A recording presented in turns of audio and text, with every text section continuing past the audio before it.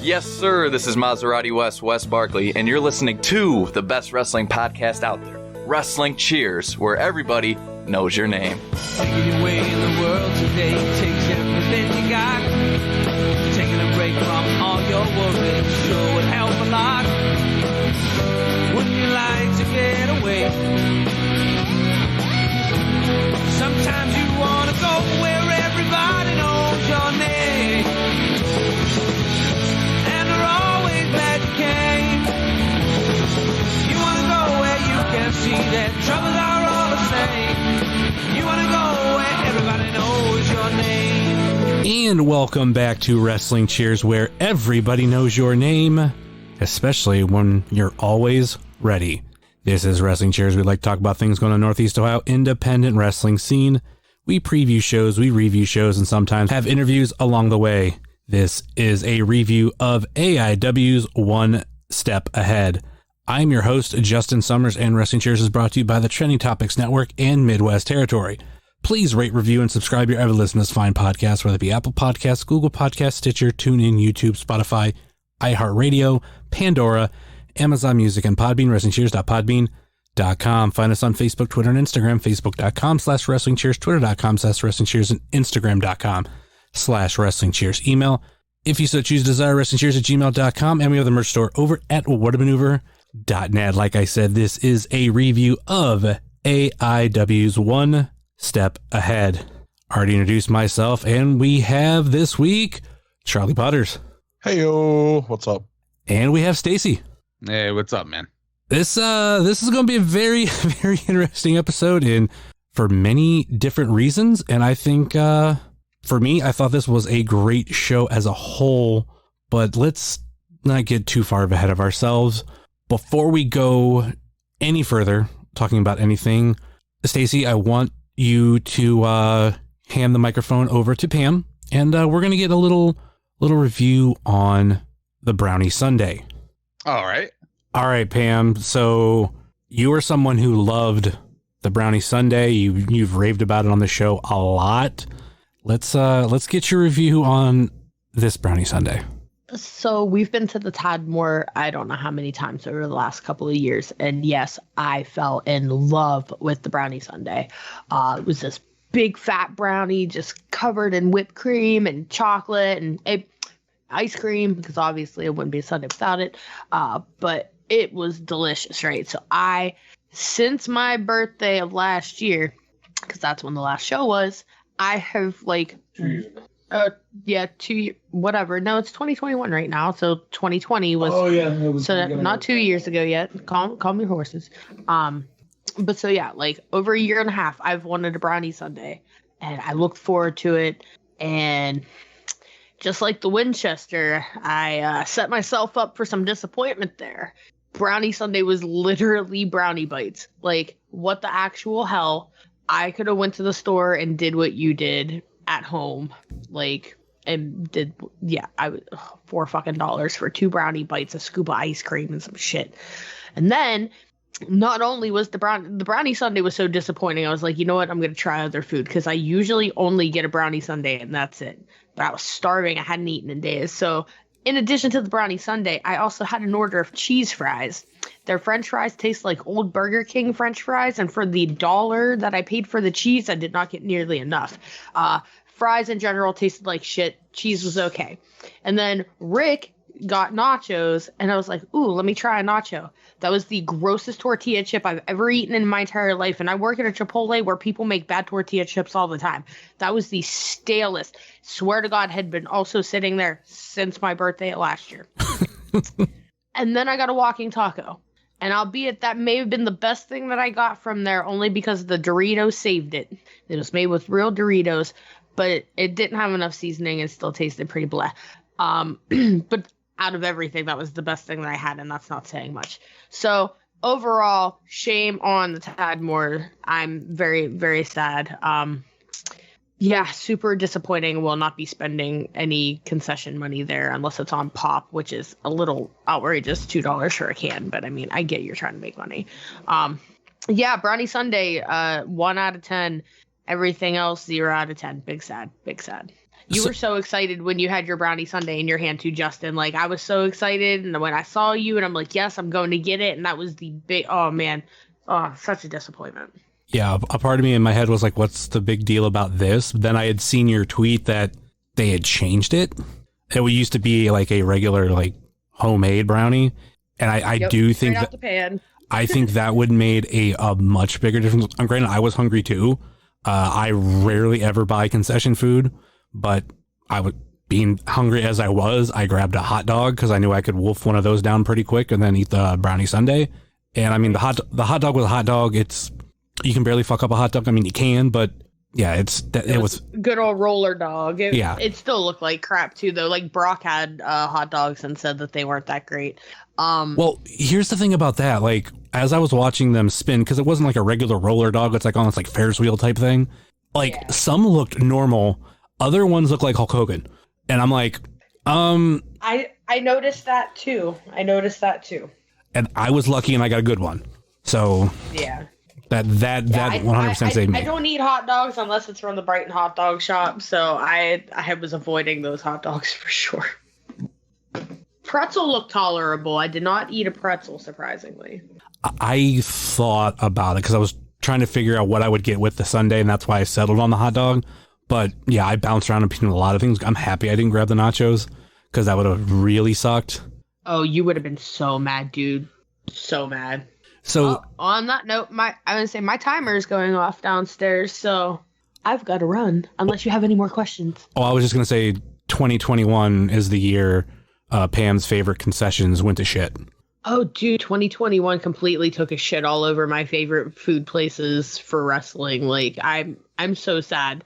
I'm glad I've never been to Pound, so when I go there this month, that my expectations are not ruined, because I might love coming to Pound. Who knows? The moral of the story is, at least we have Smoking Jay's barbecue. Praise the Lord. Hallelujah, Jesus for Brock. All right. Thanks, Pam. Yep. Have a good night, guys. All right. So let's get into the show. And I definitely like to talk about meet and greets. There was 2 big ones for this, and I know I'm going to be the only one here that, well, I think I'm the only one that did either of them. I did both of them. One was Matt Cardona. I got a picture of me flicking him off because he says he doesn't like Chris Farley. So I had to get that picture done. How many times do you, like, honest question, how many times are you going to pay for that meet and greet? This is what, your 3rd, 4th? I got to figure every time, like, if I want to count every single time, and this even goes back to WWE. I met them at Access. I met him at live show, the Major Wrestling Figure Podcast live show. I did the Nick Gage shirt one where I was flicking him off at Major Announcement. I did the Toy Hio meet and greet, and this one. So I'm at 5. I'm pretty much done. I've done every picture that I've wanted to do, especially the main one for this one too, because actually he did cut me a little slack because I did want 2 pictures, and instead of charging me for 2, giving him credit, he actually is like, "No, I'll cut you a deal, just one price." And I got a picture with me and him in my wrestling cheer shirt. So I think now I'm done. I've done the Toy Hio one with Stomp, flicking him off because of Nick Gage, flicking him off because he didn't like Chris Farley, which that came up recently of me wanting to do it. If he never said that, I don't know if I would have done that one. But yeah, I think I'm... So it's very possible he'll say some other dumb shit that will make you spend money to flip him off again. Broski's out there right now just scouring your Facebook page to see what else shit on. Like, he's going to come up that he hates Ghostbusters all of a sudden or something. No, I mean, that he loves Is that Ghostbusters. a picture you're going to get eventually? Like, you and him both in your Ghostbuster outfits? Like, is that going to be... I'm just picturing as a whole me coming to AIW and like all my Ghostbuster stuff. And I'm not talking about like wearing a shirt. More ridiculous than him coming to AIW and all of his Ghostbusters. I didn't. Well, I would say like not just at AIW, like other places, because I've seen him other places too. But no, I don't. You two could go to Comic-Con together. Yeah, potentially. Yeah, I don't know what else he could say something about, and I'd be like, yeah, fuck you. Now, I don't even think if he said like he didn't like ICP, because I'd be like, yeah, I figure you don't like ICP. But so I did that one, and then also like we can get into it now. Fucking Thunderosa, like holy shit, cool. Like contender for guest of the year, guest of the ever. Like, so like as far as what she did during the show for AIW, I tweeted about it, but man, I have never seen anyone have more fun coming into AIW as a guest. Like the whole intermission became like the Thunderosa show. It was amazing. Like she was fucking great with the fans. Every interaction I saw her have with a fan was incredible. Those little girls that were dressed up like her, she made them feel fucking super important. She did the motherfucking raffle. There was like comedy time with Steve Guy. It was, man, she just looked like she was having the best time ever as a guest. Like plenty of people have came and have had a lot of fun, like outside of the show. You know what I mean? But yeah, she had a lot of fun at the show. And dude, like top, if she's not the top guest ever, she's got to be like top 3. Thunderosa fucking rules. I think a huge part of that too is she has her own promotion, so she probably knows like what to get out of fans and how to like handle stuff like that. And then being like a big star now, like she was a ball of energy the whole time, and just really, I was really impressed too. Like usually I don't pay too much attention to the guests, but there was no way to not pay attention and watch what she was doing the whole intermission and stuff. So, and we'll get into like the match and everything, because I think it was a great match. Kind of got the ending I figured, but like the way certain things were handled, just whether it was forced or not, I felt like it was a very cool moment. And like, just like we said, as a whole, like a fantastic guest. I'm trying to figure if Thunderosa is towards the end of the spectrum of, you know, great guests, like who's the opposite end? Like some of the worst guests. The only ones, like one of the ones I think of is not even a bad guest. It's literally everybody's photo with him looked the same to the point of it almost looked like a cardboard cutout. And that was Dean Malenko. Oh, but man, Dean Malenko's Dean Malenko. What did you expect him to do? I mean, I don't know. Dean Malenko's on the short list of people that I've paid for a photo op with, and he ruled. Dean Malenko was cool. I think the only other one I could think of, but it's not, it was an AIW show, but it was also at a mini convention. So I think this guest was more part of the convention, and that was fucking Greg the Hammer Valentine. And that's just miserable Greg the Hammer Valentine. That dude's miserable all the time. There's pictures of him sitting in his house being miserable. Come on. But yeah, it's cool to see someone come into AIW and just have that much fun as a special guest. And yeah, I thought she was cool as shit. She was someone too that I think I mentioned on the preview that I thought we were going to get here a long time ago, especially with, you know, Holly Dead being like someone who was like almost at every G&O, it seemed like, for a while. She was a regular and she was coming on Cleveland as a whole. So I was like, oh, and like we should get Thunderosa soon. Like, and it never happened. So seeing her come into was cool shit. Yeah, man. I know her availability is probably real weird because of AEW and shit. But yeah. That's somebody who I can't imagine isn't on the list of, hey, bring back, you know? Oh, yeah. She was great. And while I didn't do either meet and greet, I do have autographed photos from both Cardona and Thunderosa out of the meet and greets. So, did Jayhawk do the meet and greet for that one? Jayhawk did the Thunderosa, and he just wanted the photo. And I told him if I bought him dinner, we had Swenson's. And I told him, since I bought him dinner, that if he did the autograph, just give me the autograph and we'll call it even. So that's what we did. How'd you get the Cardona one? So I wanted one of the show posters because obviously I had a hand in the name of the show. Yeah. So I just wanted it for memories. And I was told it was $20, and I was like, okay. And they're like, well, it's $20 either way, either it's autographed or not. And I was like, well, I guess give me the autographed one with Cardona. So, cause that's the first official picture that was out of it. So that's, I have that now. So, all right, that's cool. And then I did my own little, cool autograph meet and greet thing. I bought one of those movie clapper boards from, Spirit of Halloween, and I had Ziggy and Derek sign it and fill it all out, and I'm gonna hang that up on my wall. So I gotta get the one that I have on my wall down with the previous production and have Ziggy add her name to that one. Yeah. Oh, shout out to Rick. for the paint pen, because without him that would not have happened. I did not bring a paint pen, and he luckily had one, and it came out great because it was gold and it looked awesome. Did you get any other pictures?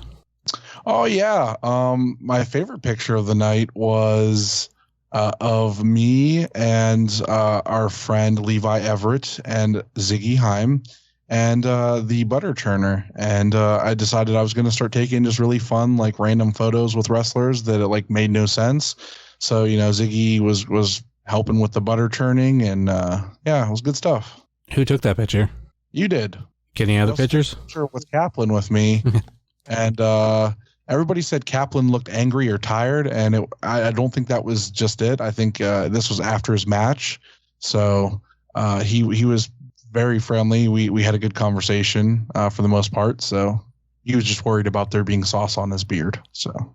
And I took that picture too. Yeah, and then you blurred me out of your picture with Effie. So. Yeah, because I didn't want to photobomb in it. Like, there were 4 pictures taken. If you like looked away on one, I'd be like, all right, cool. No, you didn't.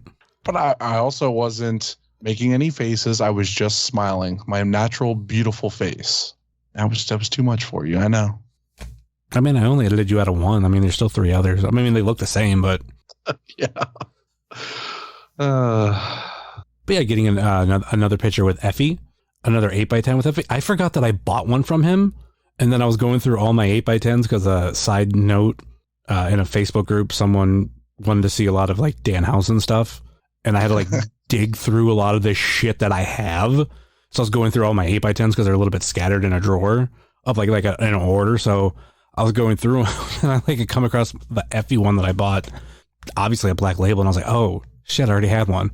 All right, whatever. Just going through. But dude, speaking of Danhausen and photos, that photo of him and Suzuki is fucking hilarious. I love it. Yes. On a side note, like, especially like with the 3 of us, and I feel like we've talked about it before, but it still blows my mind of how big Danhausen has got. And then I know all these people now like are big into like collecting Danhausen stuff. And when I throw out just some of the stuff that I bought back when he was doing homemade shit, that's when we were all like, this shit is awesome. I mentioned that to people and they're like, what? Like I literally mentioned like, oh yeah, the Danhausen VHS. They're like, where do I get one? And I'm like, you can't. Those were made in like 2019.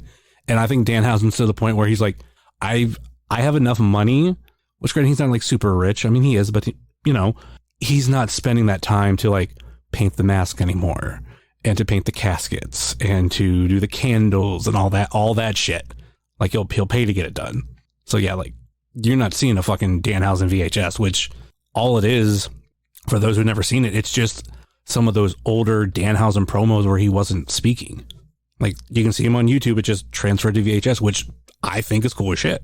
Yeah, I still have all his pins that were made by Pollyanna DIY. Like there's a lot of stuff like these people are like, oh yeah, I'm going to collect all the Danhausen stuff. And it's like, you're going to spend a lot of money trying to find all this stuff that's like no longer made, very hard to come by. Like, well, and I mean, there were some masks that are like one of ones.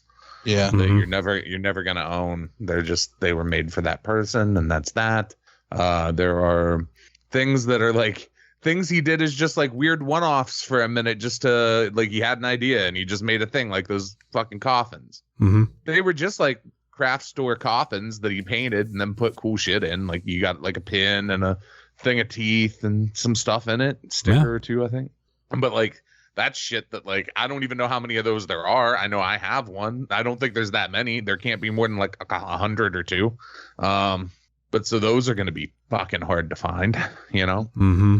And then I mean, to bootleg one, really all you have to do is buy a fucking craft store coffin and paint it black. And I mean, I guess you have to have the shit for the inside of it, but. And you get like the face, how he does it. I mean, granted, if you find a picture of one, you could do it. I think even too, like we talk about the mask, the paper masks. I think I'm the only one with a They Live mask, which I don't think it's necessarily supposed to be the actual They Live. It's supposed to be his face paint They Live.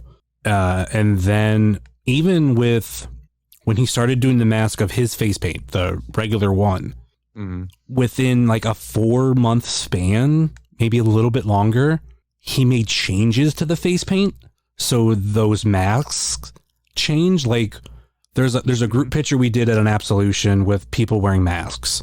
and there was like one or two people that bought one that day, and then you had like me, Butters. I think you had to use one that was there, maybe, right? No, I had mine. Okay, you had yours. You could see like ours were older, like an earlier version. So even that, it's like, yeah, I have this version of the Danhausen mask, but I didn't have like one of the later ones, or even like some of the ones in the middle, because like we talk about them being one of ones. It's like, yeah, like he changed shit on the fly. Yeah, and I think he did. So I was gonna have him do one at one point, and I never had him do it. I was gonna have him do an integrity one, but I think he did a Converge one for Battis, maybe. So like the Jane Doe makeup that he had done once or twice. Yeah. So, yeah, that dude made. So one of the things that like made Danhausen stand out was the fact that he did real unique like DIY merch, very much like a hardcore band or a punk band would do when, you know, necessity creates, you know, ingenuity, I guess. You know, you work with what you have, you come up with some creative ideas, and you find some shit to sell that's, you know, low cost investment that you can turn around and make a little bit of money off of. And yeah, he's not at that point anymore. I mean, the last masks he had done were those sweet fucking blow mold plastic masks in the boxes. Yep. Those fucking ruled too. But like, that's something where, yeah, you just have to submit the designs and then a company makes the shit for you. Mm-hmm. If you can get to that point where you can afford to do that, of course you're going to fucking do that. Oh yeah. I wish more folks at indie wrestler level, though, would kind of pick up on the shit he used to do and find shit like Levi does it a little bit. Levi's got like the birdhouses or whatever. Mm-hmm. He used to bring birdhouses. I don't know if he still does. He had one at this show. I haven't seen him at every show, but I know like before like UXWA around that time when he was doing stuff there, I saw it there and at least one this time. Yeah. So, I mean, like, I just, you know, you've got to find something that works for you, right? Like everybody can't sell the same shit somebody else is selling. It just doesn't make sense, right? But like to find something of that nature, like, you know, Levi selling little bird houses or whatever.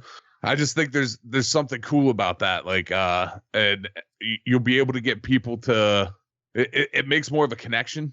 You know what I mean? Mm-hmm. Where it's like, oh, this is something this person made, as opposed to like, oh, this is something this person sold me that they had made. Yeah. So, even if it's like screen printing your own shit, you know what I mean? Like if people know that you pulled the screens yourself, there's definitely a market for that. I mean, the band Converge, like part of the appeal of a lot of their merch, like their limited merch on tours is like, oh, there are these fucking posters and you know that Jake Banyan pulled the screens on all of them.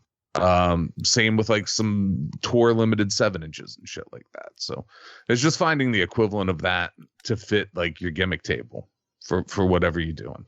But yeah, I wish more folks on the indies would kind of take that ball and run with it, because there's money to be made. There's money out there on the table. I think it's hard to figure for everybody what works great for them, because Danhausen was able to find some things that work great for him. Levi, same with him. I haven't seen them yet, but how members only have their own like membership cards. Mm-hmm. I heard of it because I know at the Aces show they had them, but since they weren't selling gimmicks at this show, I couldn't pick one up. I'm like, ooh, that's something different. That's something I like, and you don't see as much, right? Because I think we just, last thing I'll say on it, just like with a lot of merch stuff, which I'm not complaining, you have like the certain things that work, which is great, but any way to get out of that and do something that stands out, because, you know, it was the beginning of 2019 when we were all just like, look at this shit Danhausen is doing. This is fucking awesome. And they were just new shit every time. And now he's doing it on a little bit bigger scale, but it's awesome. Like the thing that I always wish that would have happened, but long story short, we got fucked over. There was supposed to be a Danhausen Ouija board, and that went through. See, that was gonna be awesome. Rad, but that would be very cost. Like you've got a cost involved in making that. Wow, Jesus. Well, we can get into it at the end of the show off mic, but there's a reason why it didn't happen, and I'll just say there was a middleman. Yeah, and that was probably the problem. Sure, that's usually the problem. Yeah. I'll tell you the piece of merch I wish existed. And if he doesn't do it, then fucking Warhorse should do it, or somebody whose gimmick fits with like metal, right?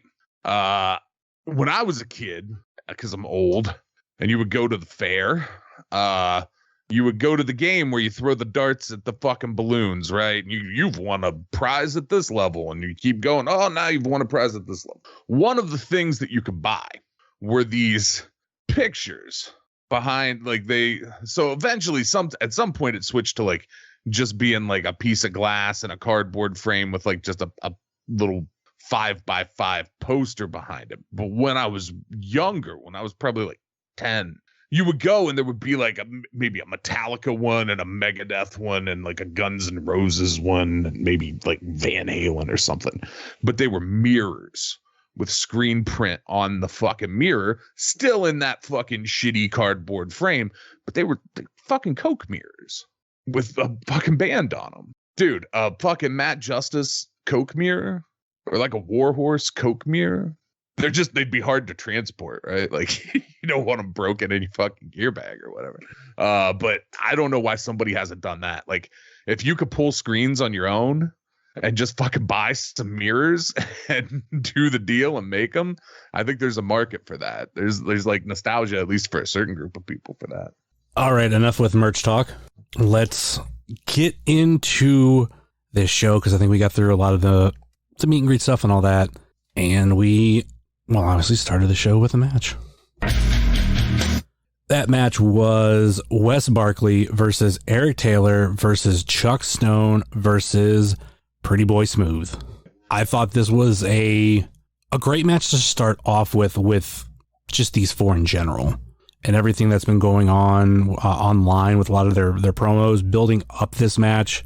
And you have, two younger competitors and two other competitors that are very familiar with each other and got a vendetta with each other.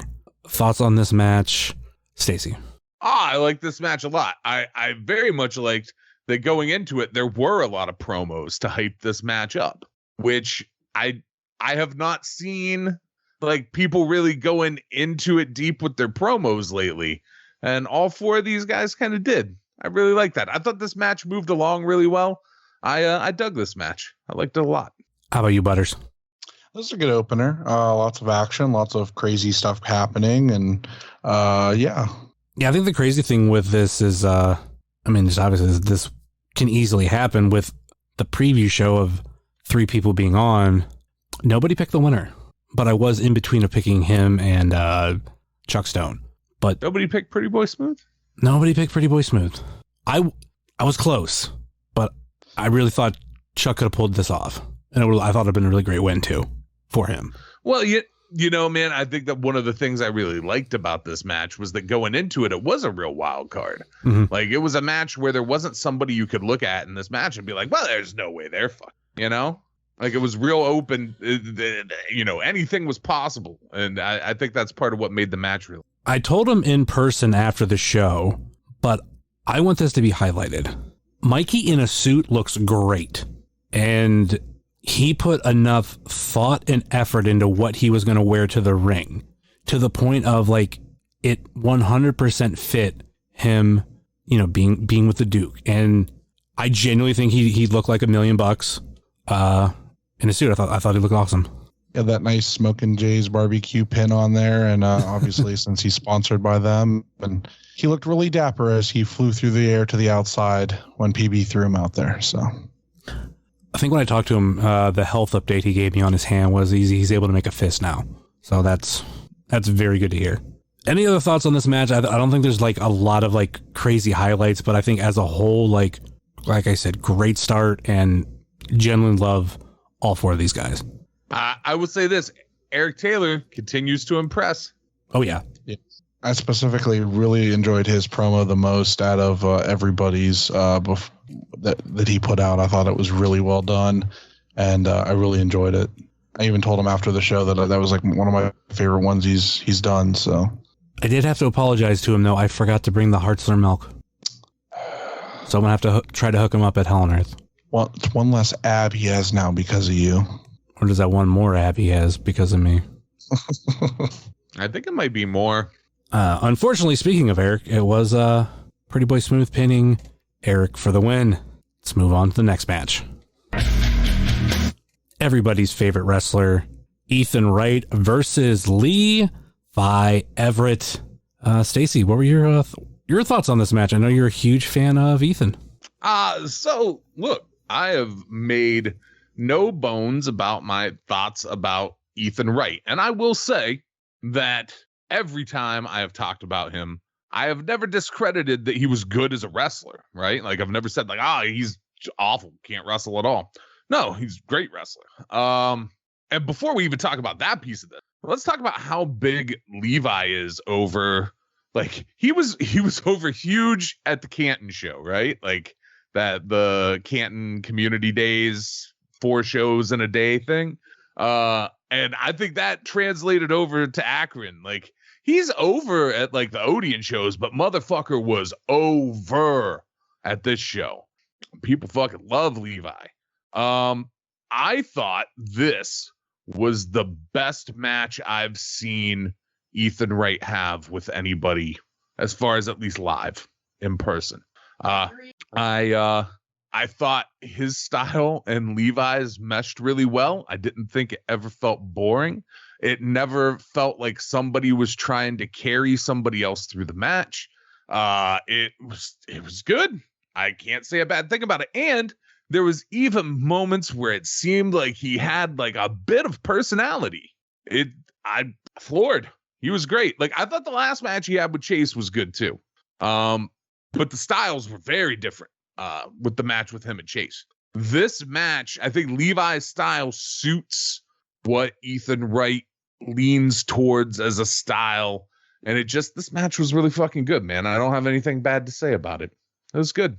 I want to throw out there too, granted not necessarily a wrestling thing, but something that I noticed with Levi, he's got a fuller beard now, and it's noticeable. It's very noticeable, and I kind of like it. Yeah, it's not so much an Amish look anymore. Feels like maybe we're due for that Levi Everett's Rumspringa show.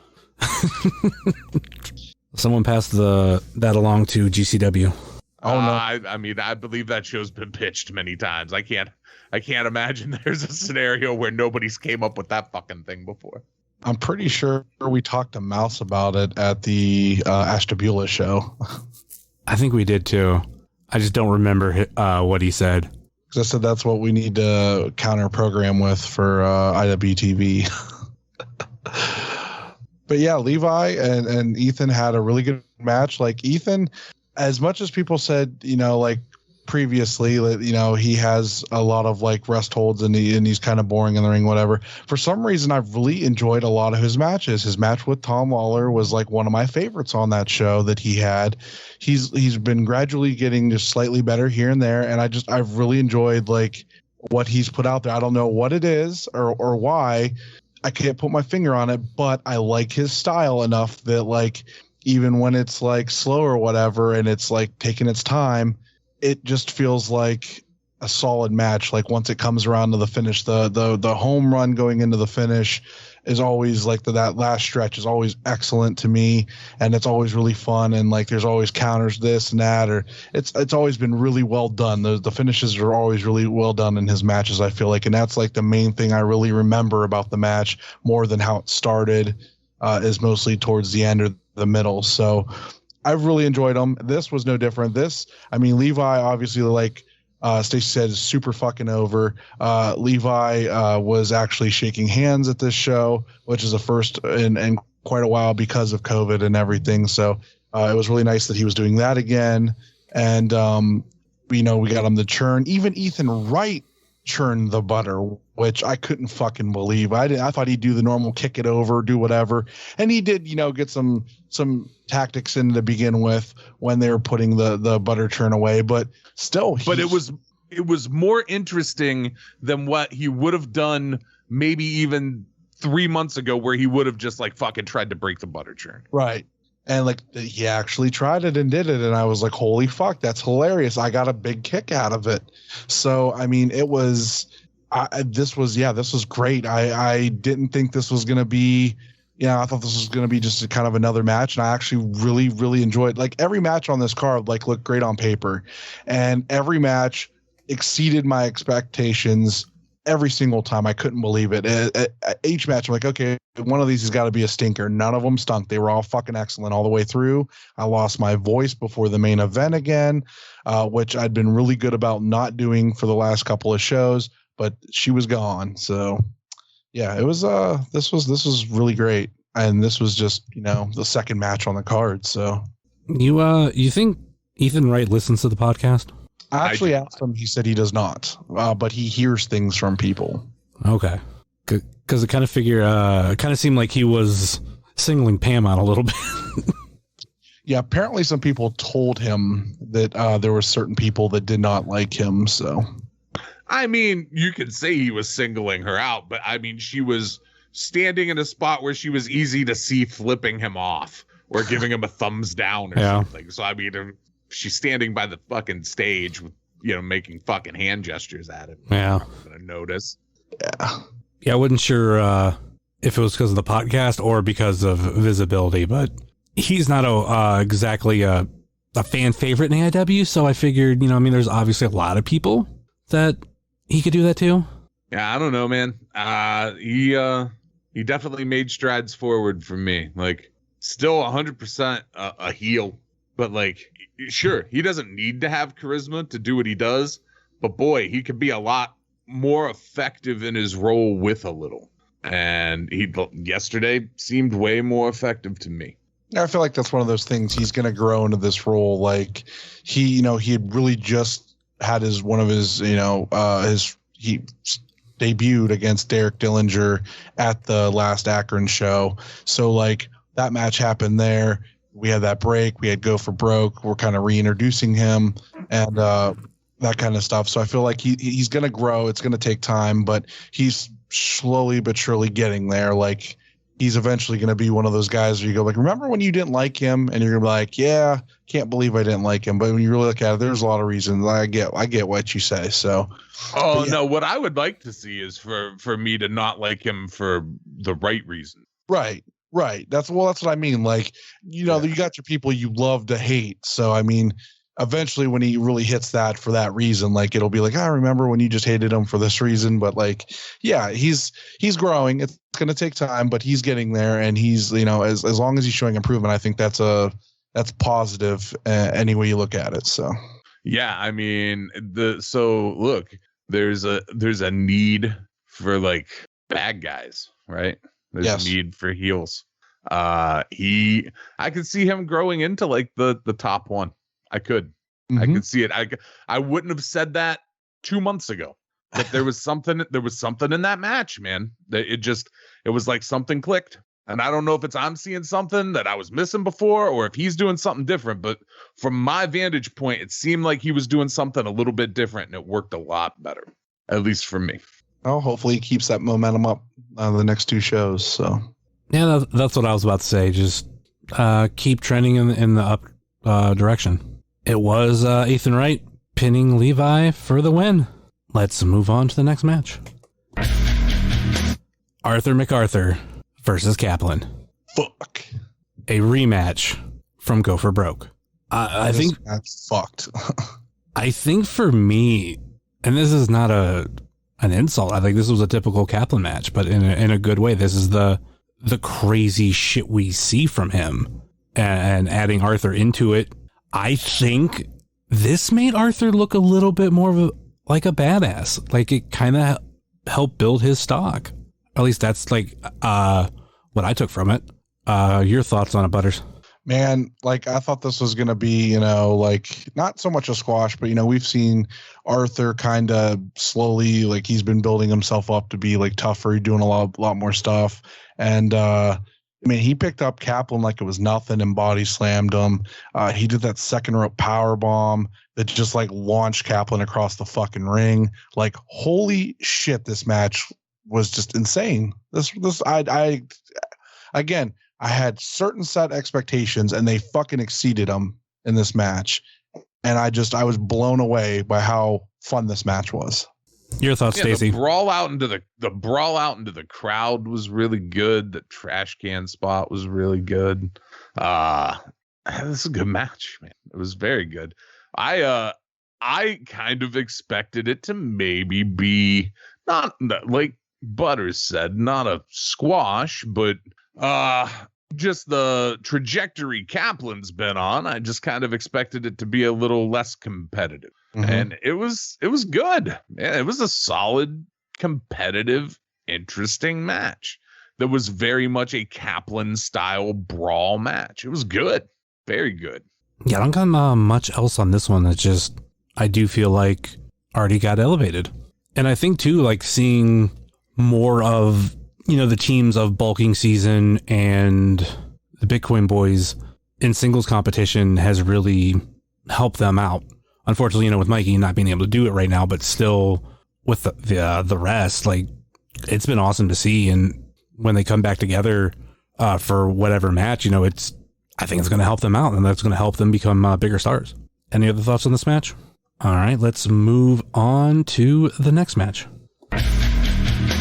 We had TME versus PME, the main event versus Philly Marino Experience. And this was another fun one. I think with PME being this tag team that is, former champions and going to have another title shot later this week, going up against a new team in AIW basically, but still established in the area. Got a great ovation. I think they always do, which is awesome to see. And all in all, I had fun with this match. Where we get to at the end of it, I think is very interesting, and obviously that there's more to that. But any other thoughts on this match as a whole, Butters? Man, I knew this was going to be like a really solid match, but again, exceeded my expectations because the back and forth in here, the finish, all the double team moves, this flowed excellent. This sets up all kinds of, again, future things that and questions and thoughts going forward. So much in this match. And a lot of the stuff at the end, obviously, is where we want to touch on for future stuff. But the match itself was just excellent. Like I mean, there was a lot of like little subtle things that I think like PME did that really was signifying certain things that we didn't pick up on right away, or at least I didn't pick up on right away. Specifically, Philly removed the tag rope early on in the match. I mean, threw it to the ground. I mean, didn't you call that out actually when it happened? Yes, I mentioned it to you, but that didn't signify anything major to me right away. But that was very much a heel thing to do, and it was just little subtle things that I didn't think about because PME have always been, that baby face underdog tag team in AIW that are just chasing to get their belts back from Rip City, and they changed it up, man. They're hungry, but main event was hungry too, and they've been going through all the competition here, and they made a very big case for why they deserve a tag team title match. So I expect them to get one here in the coming future, based off this match. Your thoughts, Stacy? I have been a fan of the main event before they ever set foot in AIW. How they are not unavailable is beyond me. They should be on fucking TV. They should be on TV multiple days a week on Turner Broadcasting and on their YouTube channel. I don't understand how Tony Khan hasn't signed these fucking guys, but good for us because we get to see them at AIW. This is not meant as a knock on Philly and Marino. This is not meant as a knock on anyone specifically in AIW or anywhere else. But the main event makes everybody look small. They make everybody look like very small. Those dudes are huge and jacked, and they look like fucking comic book characters. It's like fighting two predators, like the Predator. It's fucking wild. Like, they rule. They are like everything that ruled about, like, there's like weird like Road Warrior vibes I get from them, but like more athletic. There's like Harlem Heat vibes that I get from them. They're just they're fucking really big dudes. Like every tag team that was like that, you know what I mean? Like every there's been those teams where it's just like two really big dudes who you're like, holy fuck, that's a tag team. Well, boy, that's different than all the rest of the tag teams. Feel bad for the rest of the fucking tag teams. Like they make everybody else look small. They fucking rule, dude. They're so fucking good. I definitely think a title reign should be in their future. I mean, they're already long-term and current Blackcraft champions. They're not strangers to championships. Those are prestigious belts, by the way. I don't know if you're aware. But I'm still fully willing to buy those belts, by the way, guys. Well, that's two champions, Blackcraft champions in AIW. That's counting the tag team champions as one. So yeah. Yeah, absolutely. Now I don't know that we'll ever see the women's champion at AIW, but that's fine. Can't have them all, right? But dude, the main event, just fucking amazing. If they were AIW tag team champions, boy, I think that elevates those tag belts. They're amazing. I can't name a better tag team on the indies right now. Can't. There were some that I would have put in the same category, but like at least one of them's not even a tag team right now. The main event are on a different fucking level in my book. I will say what I would love to see is the main event with Pretty Boy Smooth in like a trios / 6-man environment against, and this I've got to give some credit where credit's due to Dustin Alberty for picking the third for the other side, but members only and Cabana Man Dan, if for nothing else, the visual. Yeah, if not Cabana Man Dan, would you do Swoggle? I think that's too little, but maybe. Okay. I mean, that's funny, but like I think Cabana Man Dan's about the same size as members only. You know what I mean? Like I think they're roughly like the same exact size. And Pretty Boy Smooth's roughly the same size as the main event guys. So it's just like that dichotomy of like, oh, kind of short guys versus really tall guys. I don't know. I just think the visual of that's really funny to me. So I want to see it happen. Could be like a Winchester show main event. Well, here's the match idea I came up with during this one. The main event versus PB Smooth and Isaiah Broner. Oh. I think that could be a great fucking battle. Like I remember when the main event first came in, I was like, oh, I want to see the main event versus 40 Acres. And we got that, but no offense to Trey, like he's not necessarily as tall as the other three. And well, I mean, that match was very good. I mean, it was good. I was good. But like just the visual of height and like total size, like all four of those motherfuckers, like, ooh, God, that would be so much fun. Yeah, I don't know, man, but main event is fucking great. Mm-hmm. I feel like they are going to be another Lee Moriarty kind of situation where there's probably a ticking clock on those two for us. Oh, watch yourself. Last time you said that. Yeah, so by that note, by hell on earth, they'll be fucking signed. Wait a minute, by hell on earth, by the time this episode comes out, because we recorded, I forget on what day, in between then and fucking Thursday. There's not another show until I know. There was like a show in between or whatever. But yeah, no, I know. So hopefully I'm you guys' good luck charm. Maybe I just will this shit into. Yeah, but to me, and I've made the comparison a lot, I feel like the main event is a lot like, not necessarily style wise, just like they're fit in AIW of like Bear Country, to where like these are two big dudes and they're probably not going to be here long. That's what we got with Bear Country. And like I even made the comment to Charly during this show, I was like, I was happy I got my picture with them when I did, because they were ones that I don't think did merch at shows. I just caught them after an Akron show and I was just like, I got to get a picture. And they were obviously for it. They were only in for what, 2 shows? No, they were in, I feel like they were in for more than 2. I want to say we're in like, I got Cage. I have my iPad in front of me. I can look up Cage Match. I want to say they were in for 3 or 4, because they had a couple regular matches, and then I know they did the big Team AIW versus Team Create a Pro match. Oh shit, yeah, they were in that. But it was what, them and Very Serious Keith and CPA. I'm trying to remember if he was CPA or Nick Snap at the time, but yeah, was it just those 4? Because then it was versus Dom, which that was that Baby It's Too Cold Outside. Yeah. It was the four. Twan, Dom, and PME. They were in AIW. See, pretty much they were only here in 2019. I think they did like one little bit in 2020. I think they just did like Built to Last, but just stalling. They did 2 matches in 2019, and I think 2020 was probably just 1. So I was off by 1 show. They did 3, not 2. I forgot about that mixed creative pro thing. Ironically enough, their last show was Built to Last, but their opponents were PME. I say ironically because we're talking about PME going up against another really big tag team. Who then got signed. So again, maybe that was the last main match in AIW. Yeah, I love the main event.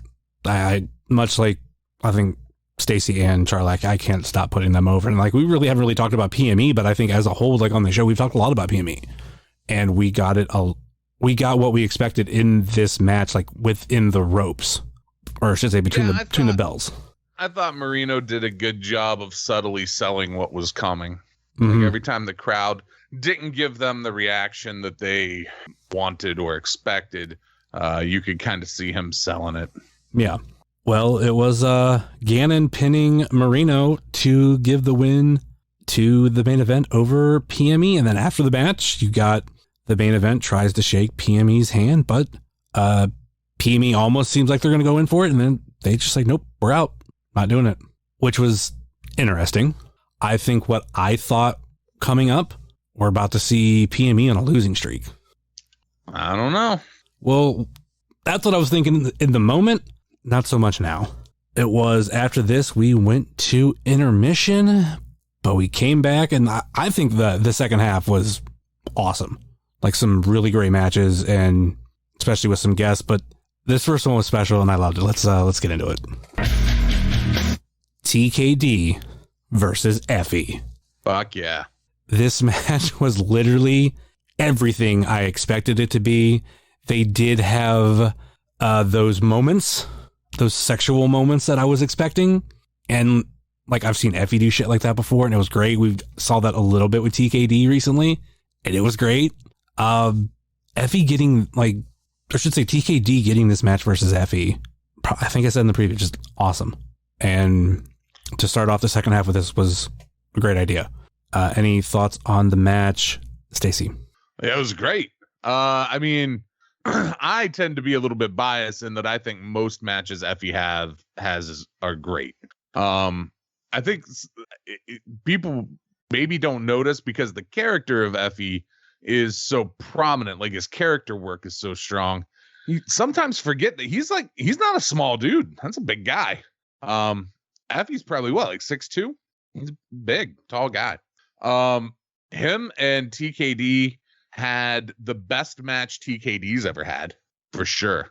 And he keeps getting better. I can't say enough how much the 2021 version of TKD has improved over the guy I remember seeing the years prior between AIW and UXWA and QCW. I've seen a lot of TKD matches. And man, it's like a different guy. Like the new gimmick and the new kind of freedom that he has with his character shines through in his in-ring work. There's a charisma there. He just seems comfortable. It fucking rules. I'm so happy for you. Are correct. Effie is 6'2". Yeah. At least according to Cage Match. Your thoughts, Butters? I wanted to actually bring up something you mentioned in the previously. I think it was one of the other reviews about TKD and you know his match style. For the longest time, like I didn't pay a ton of attention, but I've been obviously paying attention a ton more this past year, especially with Go for Broke and everything. And I'm more invested in him now than I ever was.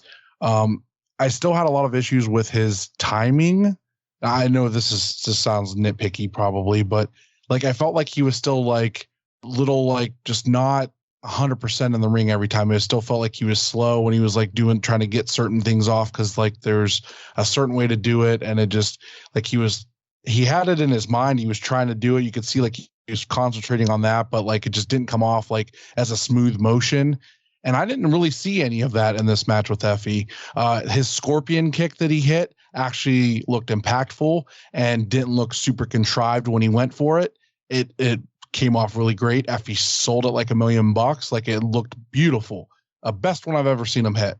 And so I was gonna, take that to task for a minute, but I'm like, after this match, maybe what I was thinking that I had seen previously, I that was old TKD, and that's not current one I'm seeing more often, because it felt like he had even advanced since the last match he had, and this was even better than that. So I think putting him in there with Effie, who has all that experience, who's been all around the country and all over the world at this point, I feel like that really gave him even more confidence. I think that helped him with his movements, because he still did, his movements just didn't feel right. But even in this match, they were great. Like I was very, very, very impressed. And I think that the idea of putting in these young guys with this experienced talent and letting them, have these dream matches pays off, because I think that going forward, he's going to look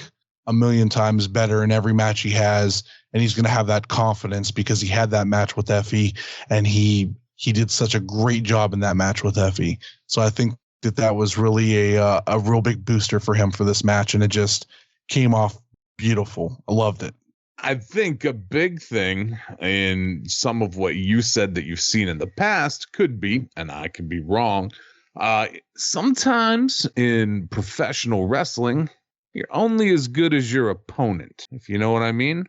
And True. So some of those things, just in what I heard you describing, sounds to me like it might not have always been Tommy that made it not look as smooth as it could be.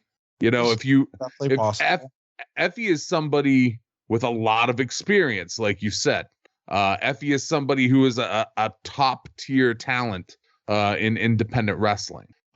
So it's not shocking to me that when you get to work with somebody that experienced, that good, that the little things that maybe sometimes didn't click as much in matches with people without that much experience now look smoother, because you've got somebody doing their part correctly. And that's not to say that there probably aren't gaps in, everybody's game, but when you were describing that, it popped in my head that that kind of did make sense, because if he is more experienced, things should look a little more smooth when the person you're working with kind of has that ring awareness. Oh, I guess the reason why I mentioned it is because I feel like it was consistently happening. It wasn't like I'd see it in a match here, a match there. It was consistently every match. So, and at that point, you can't really say, well, it's his opponent's fault. I mean, at some point, you got to say, if this keeps happening and you're noticing it every time he wrestles, it's got to be on him at some point. Yeah, maybe it is the talent he's facing as well, because they're not as experienced. You're 100% correct there. But I felt like what I was seeing wasn't so much on them the way that it felt like a misstep. It just felt like he was timing shit in his head, and you could almost see him stop to think about what he was doing while he was trying to do it. And it was very brief when he'd do it. Maybe, for some reason I just kept picking up on it. And I was just like, I don't know. It just felt choppy. Every time I think about it, I think of him being real choppy in the ring. I don't know why I want to say choppy, but just not full motion. It just wasn't full motion.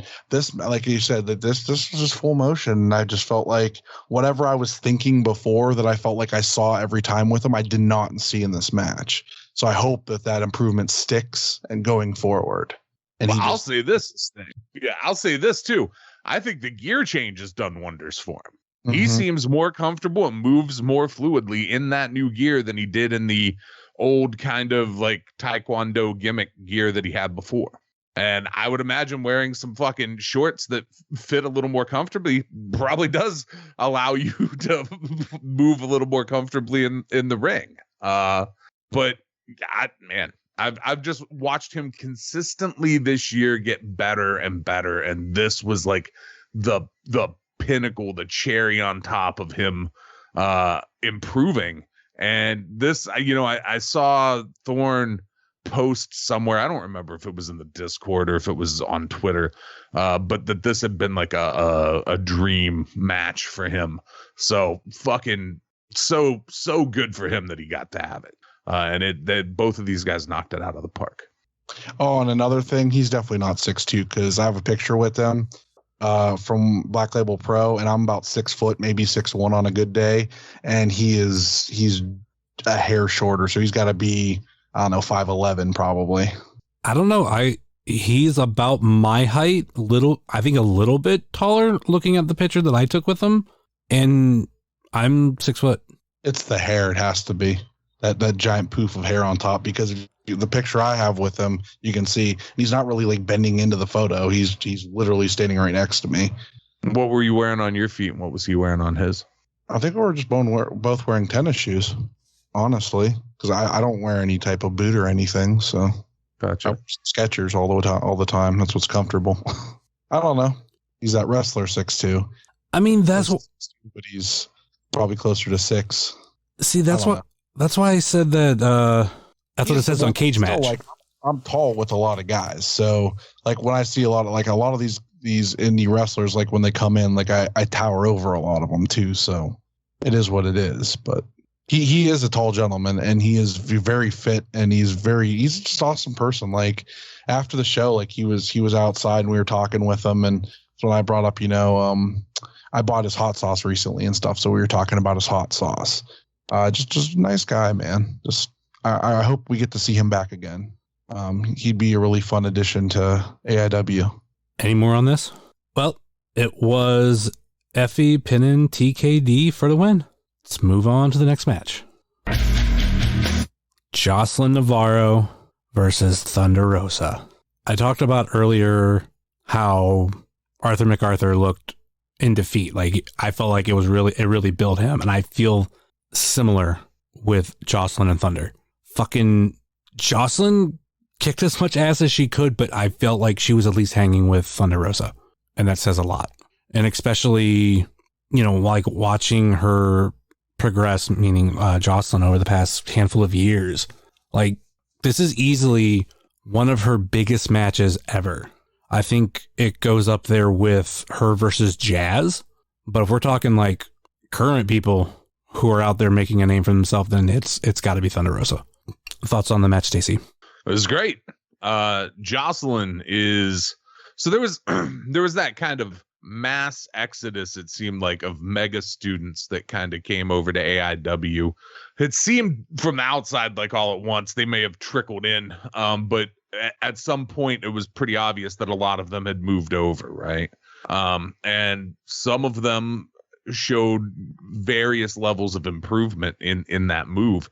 Jocelyn's improvement from what I remember seeing her the first time I saw her wrestle at Mega in who fucking knows what year that was, but a long time ago, the 20 teens somewhere, to the Jocelyn that has been wrestling in 2021 in AIW is holy shit different. She is very good. She has improved just in amazing ways. To the point where I would say, as far as like a regular roster member that is a woman's wrestler, she is probably the best we've had since Shayna was here all the time. I would say she's great. Her match with Thunderosa, great. It's a huge deal for her to get to wrestle somebody that high profile. It's going to put a lot of eyes on her. That's another thing that, we didn't really talk about in the TKD match, but like, because Effie's in that match, there are naturally going to be more eyes hit it, and then more eyes, take a look at TKD because of it. Very much the same for Jocelyn. And I mean, she's already been getting out there. Like she's had matches, seems fairly regularly in like Vegas. And so like, this is just going to help elevate that for her and help her move to another level. And that's fucking great to see. The other thing about this match is this is the first match of the night where I noticed Twan losing his shit over at the fucking merch table. I think he was going nuts during the main event versus PME, but this was he may have been, but this was amplified. Really like, notice it. This was way bigger. Like, he was like way more vocal on this one, way more vocal, and it's fucking great. Yeah, he was like a one-man cheerleading section for Joss from over at the fucking gimmick tables. It was amazing. Your thoughts, Butters? So I kind of put this out there on Twitter last night too, but I'll reiterate here. Tucker was definitely Big Twan was just going crazy over there, and a lot of us, we've watched her grow from Go for Broke and come in and have these banger matches every show and just really, show that she can fucking hang with anybody, like the likes of Allison Kay and everybody else. And it's just like, this was that moment, like, this is going to be her one of her star making performances. And you could feel it, and it felt special. And, I've been invested in her from Go for Broke because of the story she told on Go for Broke. And it really made me connect with her and everything. And it was one of those things, just watching that match happen. And it was just, even after it was all said and done, like I teared up, and I was like, it's like watching one of your kids make it. Like, it's crazy to think about. Like, I don't think I've ever said 2 words to her in person. I've only seen her in passing. I've never got to really have a conversation with her, but like, I was that invested in her, and knowing like what this match meant to her and meant for her profile and meant for everything. And it was a big moment, and you could feel it in the energy in the building. You could feel it. And it all came to that head at the end. And it was a beautiful moment. And it was great. And I loved it. It was wonderful. And I can't wait to see what she does next, because she's got something there. So. Well, and Thunderosa put her over huge at the end of the match too. Absolutely. I hope that's included when they upload it to IWTV. That the end piece there. I hope it doesn't just kind of. Sometimes it just cuts after the fall, but I hope they leave that in. Because she said a lot of great shit about Joss after the match. Mm-hmm. Yeah, it was Thunderosa making Jocelyn tap to pick up the win. And then, after the match, she puts over Jocelyn huge and even calls her the future, which I 100% agree with, especially with all the work she has done over the past handful of years to get better, get out there a lot more. Like we even talked about last week, and it was, you kind of touched on it a little bit, Stacy, about how she did Ace Degenerates, and then literally the next day she was in Vegas, and she's someone who has done a lot of traveling. And I think with women's independent wrestling, like that's very big, and it's just like waiting for like the next big opportunity for her. And it's eventually going to happen. She's someone who is just hardcore dedicated. And I've said it before, she's one of my favorite murderers. Any other thoughts on this match? All right, let's move on to the next one. A rematch. Matt Justice versus Derek Dillinger. And I do have to correct from the preview episode. For some reason, we thought that Matt won the first go around. No. I had Derek correct me and had a couple other people correct me. No, it was Derek that won the last time. So that's a little bit different. And apologies to Derek for getting that wrong. I have my iPad in front of me. I can easily check cage match, but half the time I'm trying to go off memory. So my apologies. This is another match that I got exactly what I expected. I don't think we're done, and I'm not gonna harp on it because I do all the time, but Derek getting like another towards the end of the show spots, and rightfully so. Thoughts on the match? Also, actually, we need to point this out. Matt did not do the jump in the crowd because Stacy did not have front row seats. We now have assigned seatings, and yeah, I think he was going to do it, and then I'm guessing that like that corner like chickened out, and they're like, "No, we don't want to do it." So we totally skipped over. And also, this is something, because we haven't been too accurate in a while, that I thought about in the middle of the show, and I haven't brought it up here on the review yet. We didn't do the Star Spangled Banner. Yeah, I noticed because I was specifically sitting outside waiting to not be forced into patriotism. And all of a sudden I heard the AIW music and I was like, well, I guess I should probably go inside and get my seat then. I just assumed they would have Artie take over the potato role, maybe come out and, hold the flag, possibly Osama bin Laden's head. I don't know. And then, everybody has to do their thing. But glad to see that shit's over because that's fucking dumb and shouldn't happen at pro wrestling shows. I wonder if it's just because like we're potentially not going back. I don't know if maybe, or it might have been that all the old assholes that care about that were down doing the fucking haunted house for the children and not up at the fucking shrine. Hopefully. But yeah, I wanted to point that out. And yeah, Stacy, you were not part of catching Matt Justice. I was not. There was no catching Matt Justice at this show. Pedro's gonna have dove off the stage at you, but Ugh. He could have. I don't know. He didn't even see where I was until he was in the ring, and he looked over at me and was like, "Oh," I was like, "Sorry, man, third row." Are we just gonna get to a point where like Matt could crowd surf? I hope. I think that was the original plan. That was like the original hope was that he could dive over and get like, but I guess that's kind of a big ask. Yeah. So, thoughts on this match, Stacy? I mean, what's there to say? It was fucking great. It was, again, another match that was exactly what you would expect out of these two. I could watch these two have this match or a match on every show and probably not get sick of it. I thought, with Akron, the intensity is usually turned down a notch or two. You know what I mean? Like, and I mean, it still was a little bit like Derek didn't gush gallons of blood like he has the last couple Odeon shows. But he still got bloody. They brawled out in the crowd. They were up. This is the match that went up onto the bleachers, right? Where they fought up at the top of the bleachers, or was that? No, that was Cardona and Josh, huh? Yeah, I believe that was a main event. Yeah. But they were out in the crowd. Like a big part of this match happened outside of the ring, which you would expect. The one thing about this match that I thought there would be a little bit more of, but I guess the setup was there, was I thought there would be a little bit more of Ziggy and Fonzie.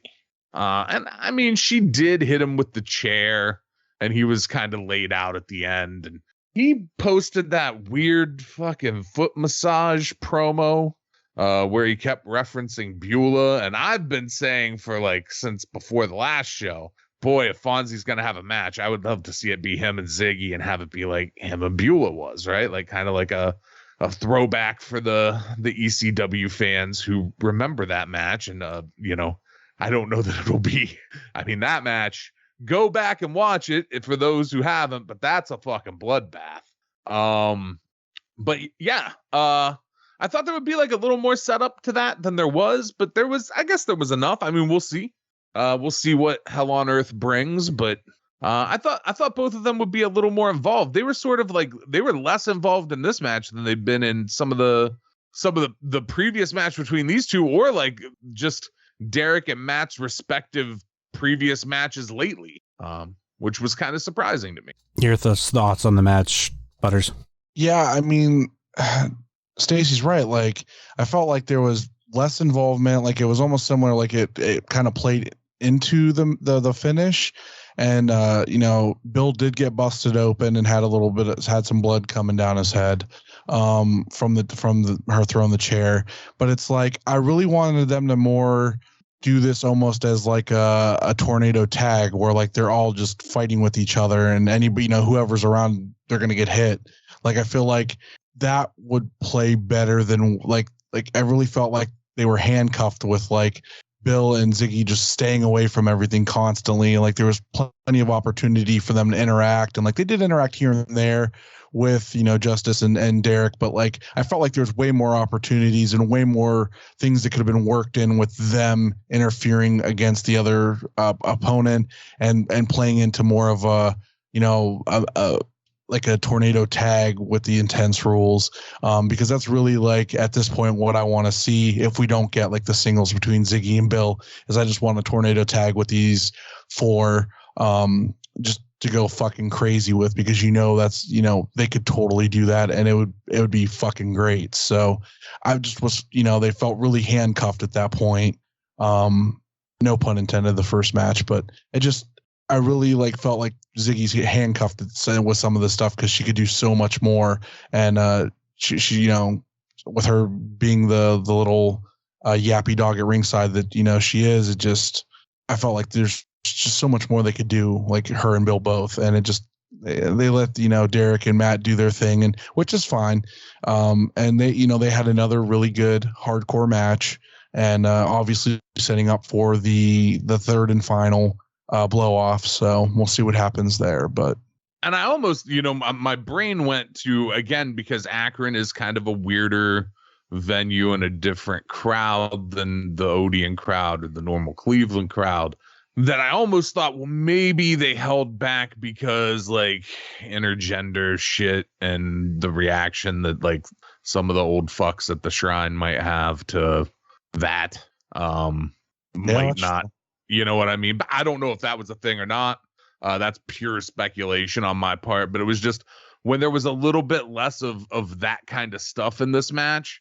And again, it's a fucking singles match. It's not a fucking tag team match. So I'm not going where Butters did and is expecting some other shit.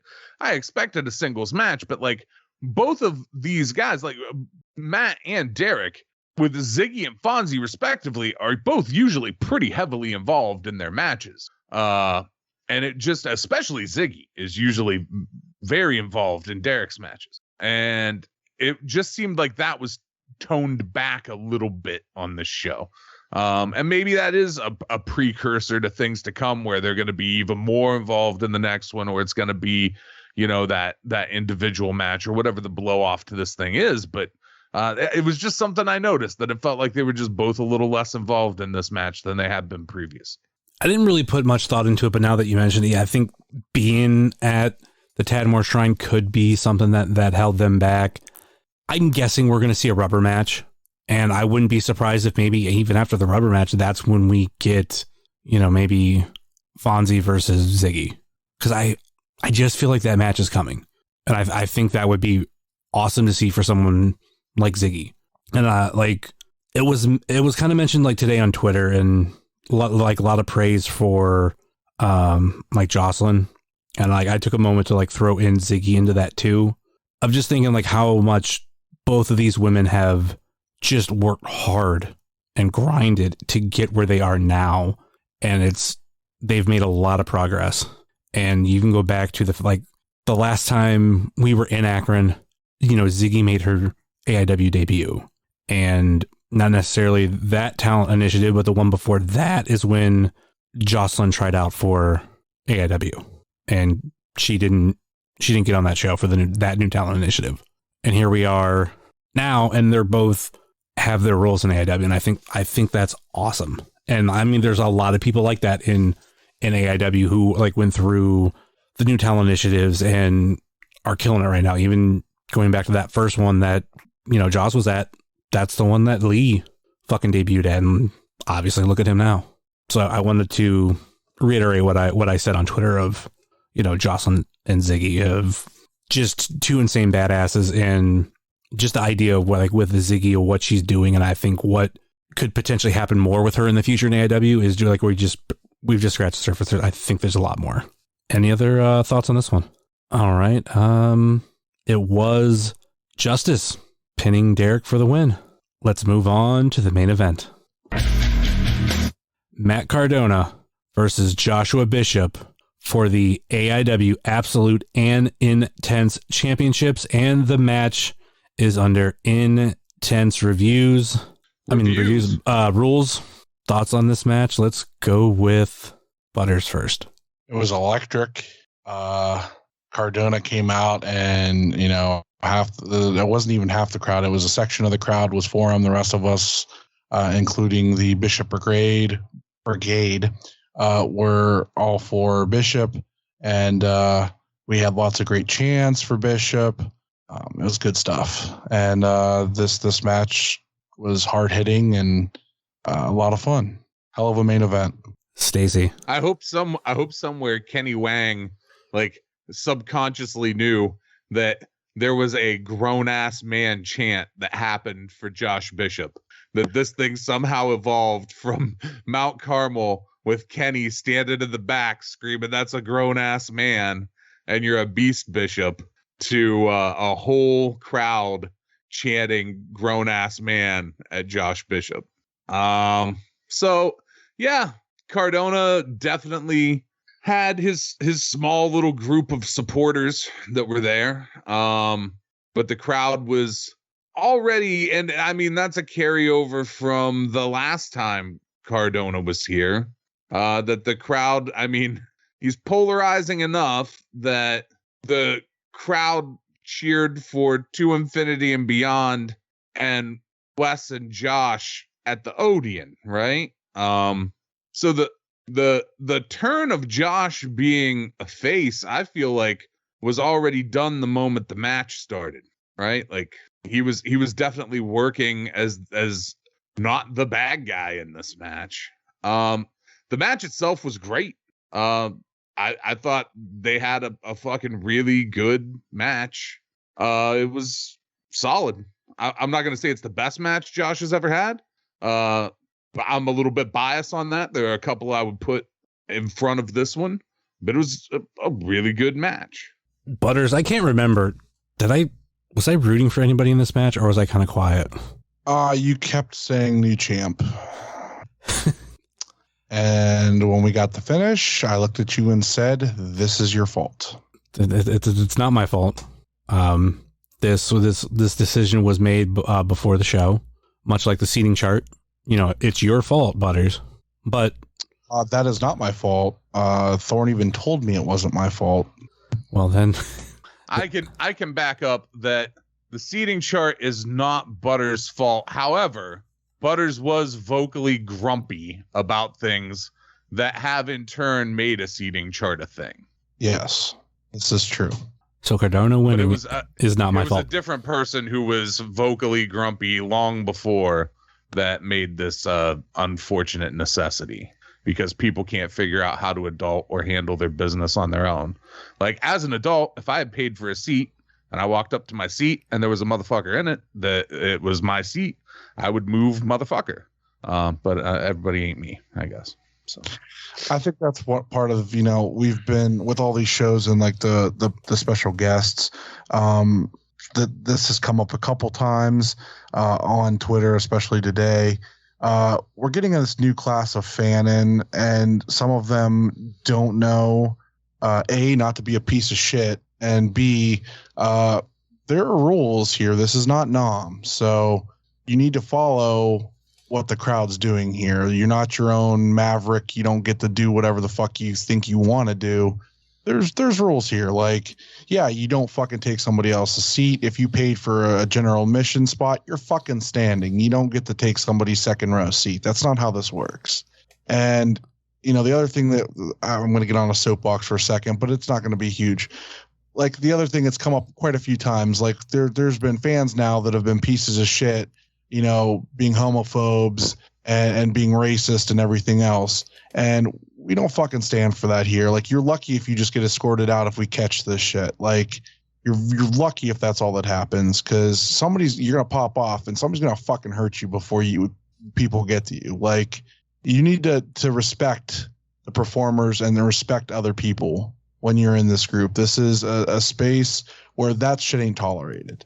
And not one fucking bit. And I did not hear it at this show, but it apparently happened very close to me. I didn't hear it at all. I heard there were two old guys behind me that said dumb shit, but they were like saying old guy dumb shit. They weren't saying anything that I would have hit my radar.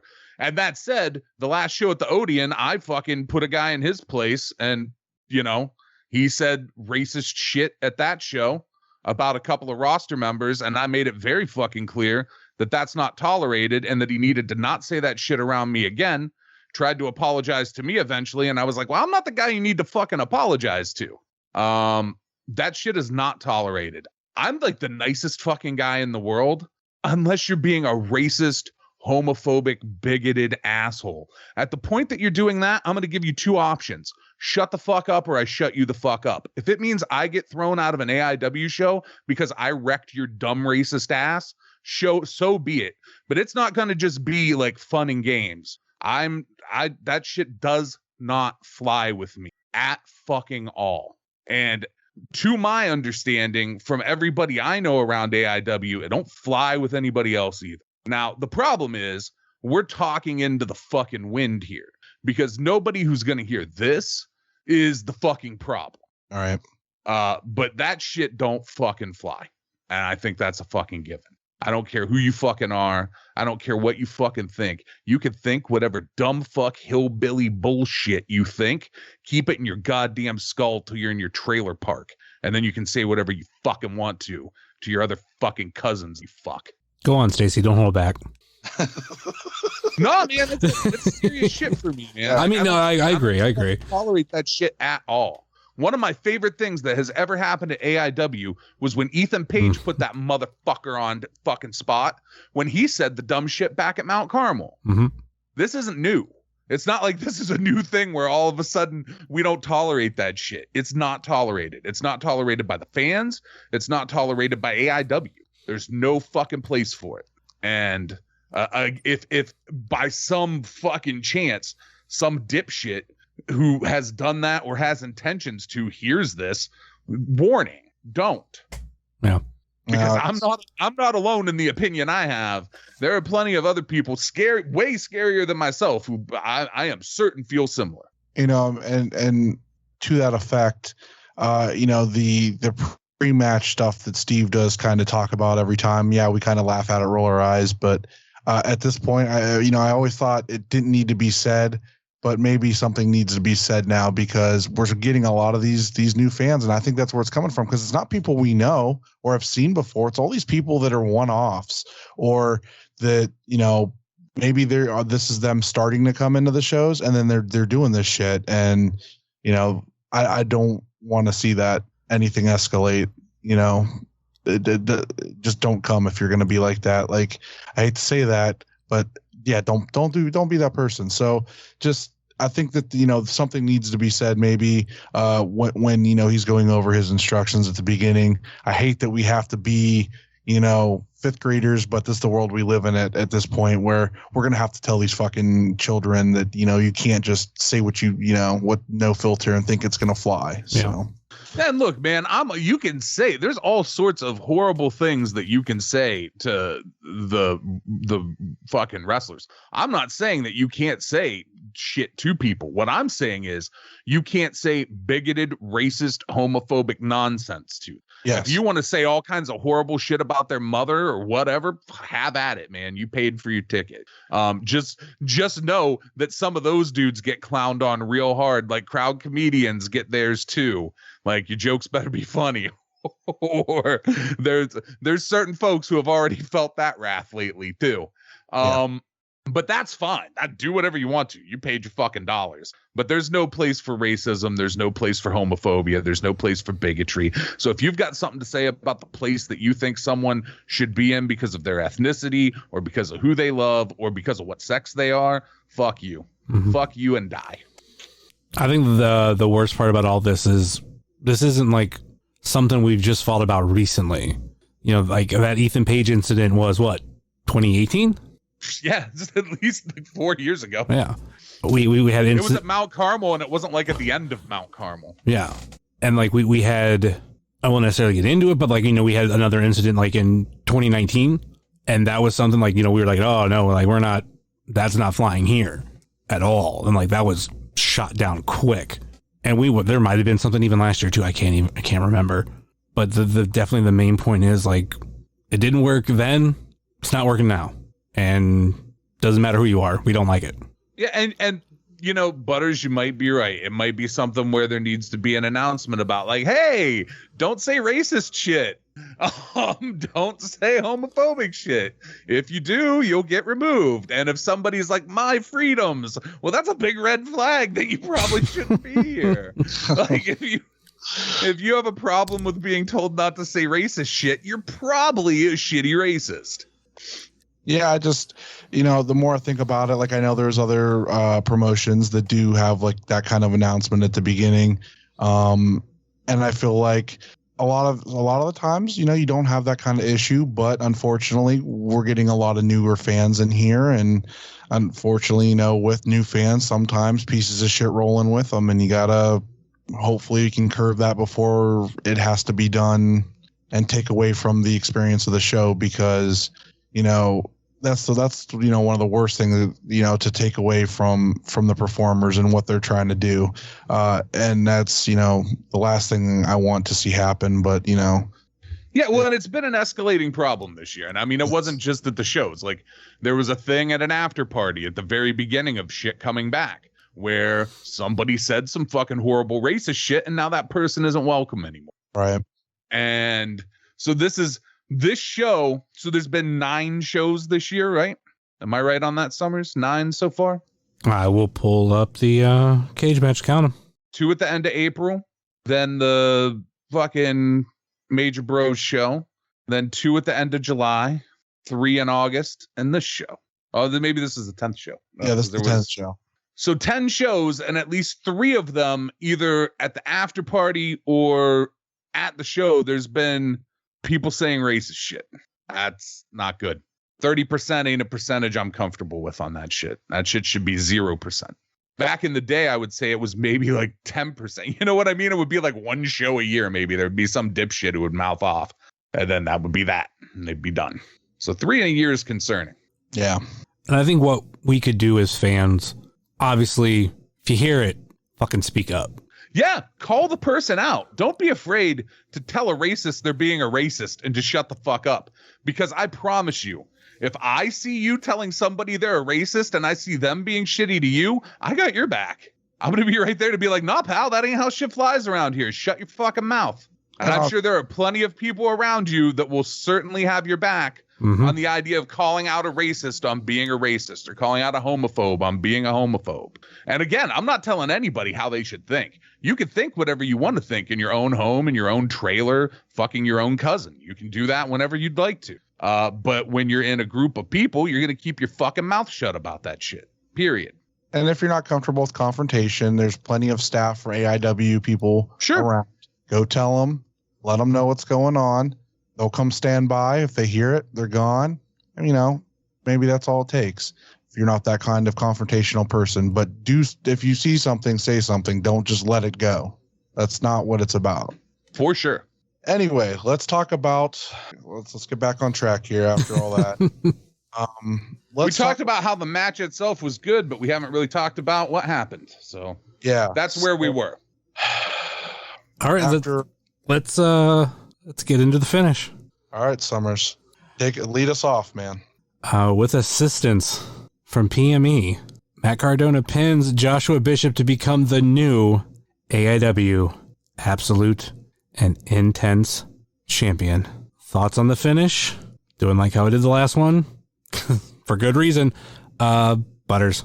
Okay, so I've been begging for a story, something for this match. Like I was kind of bummed we're getting like a one-off here, and I understood why. I was like, okay, this is going to be it. It's going to be a good match regardless. I really don't have, I don't complain too much about anything. I like my stories in wrestling. So, but there was a story being told this entire time, and it just didn't click with me. There was a story being told this whole, from Go for Broke all the way through. There was a thread there that just I completely missed, and it was there right in front of me. And as things unfolded in this main event with PME coming out, and we knew instantly as soon as we saw them, well, they're gonna fucking go after Bishop. There's no way they're gonna help Cardona. So they started obviously beating the shit out of Bishop, and it clicked with me that, oh my God, they've been slowly going bad this entire time, and we've been going crazy for Wes and Bishop, and they've been going good. And we got a double turn here, and holy shit, it blew my mind, and I loved that portion of it. The man that now holds the gold in our promotion, I do not like, for many reasons. But he's now the champion and kind of got to deal with it. Obviously, everybody's like instantly, head booker coming up with the next move here. I have things I'd like to see, but I'm invested in where the fuck we're going to go next because I have no fucking clue. I know what I'd like to see, but I have no fucking clue what's coming now because I never in a million years thought this would have happened. And here we are. So, yeah, I mean, holy shit.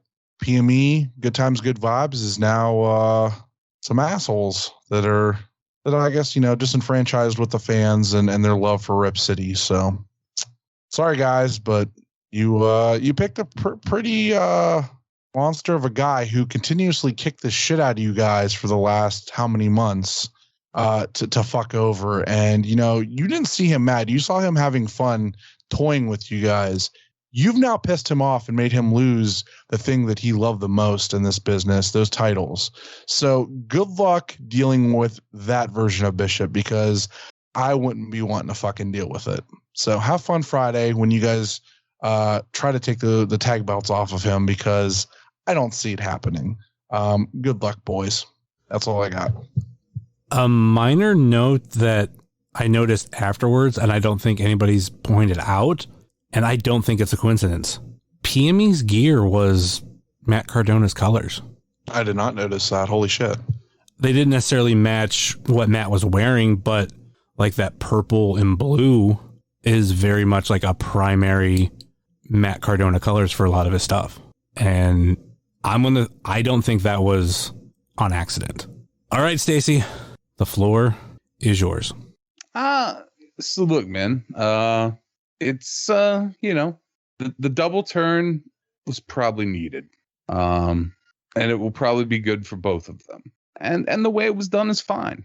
As far as the story that was told going up through, I mean, it's the story that happened for Go for Broke up through now was the rift, the division between PME and Rip City and everything that played into it. And yeah, it's good.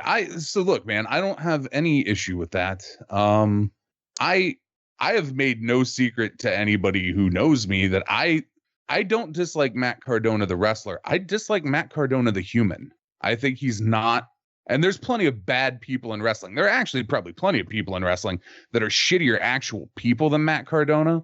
But I don't like Matt Cardona because of how I've seen him act in shit that's outside of wrestling to like people's livelihoods in a completely different business.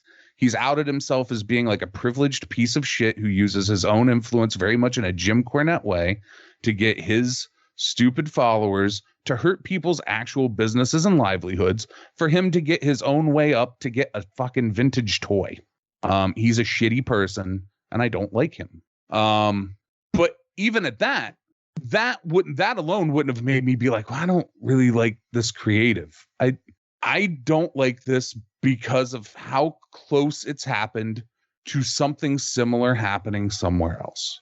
And that somewhere else is a place that is notoriously fucking awful at telling stories. And so I'm not of the mindset that this story couldn't be told better. I just don't think it needed to be. Like the AIW thing is always we're making movies. In this case, I guess you're making a remake because this literally just happened. Will this story be better? Maybe. I mean, one of the other things I've seen is like, oh, his social media presence. Well, I see how that matters for like the other company because the other company sells pay-per-view. AIW doesn't sell pay-per-view. AIW gets IWTV streams. Maybe it's going to be pay-per-views. I don't know. Maybe that's what it's going to move to with him there. And maybe that will. I don't see how he's like the social media boost to me just seems like it would just be like a clout chase. I don't see how there's like real return on it. I don't know. I don't know where this came from. I think, and again, it's not my clowns, not my circus. You know what I mean? Like this is somebody else's game. I'm a fan who just pays money and watches a thing.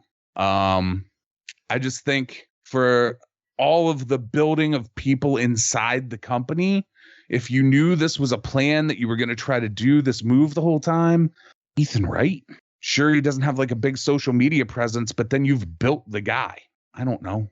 I'm not a big fan of it being Cardona. And the reason I'm not a big fan of it being Cardona is because GCW, who has ripped off AIW time and time and time again, I get that, just did this. So it seems real like copycat. And like, even if you can do it better, and even if they've done the shit you've done before, why?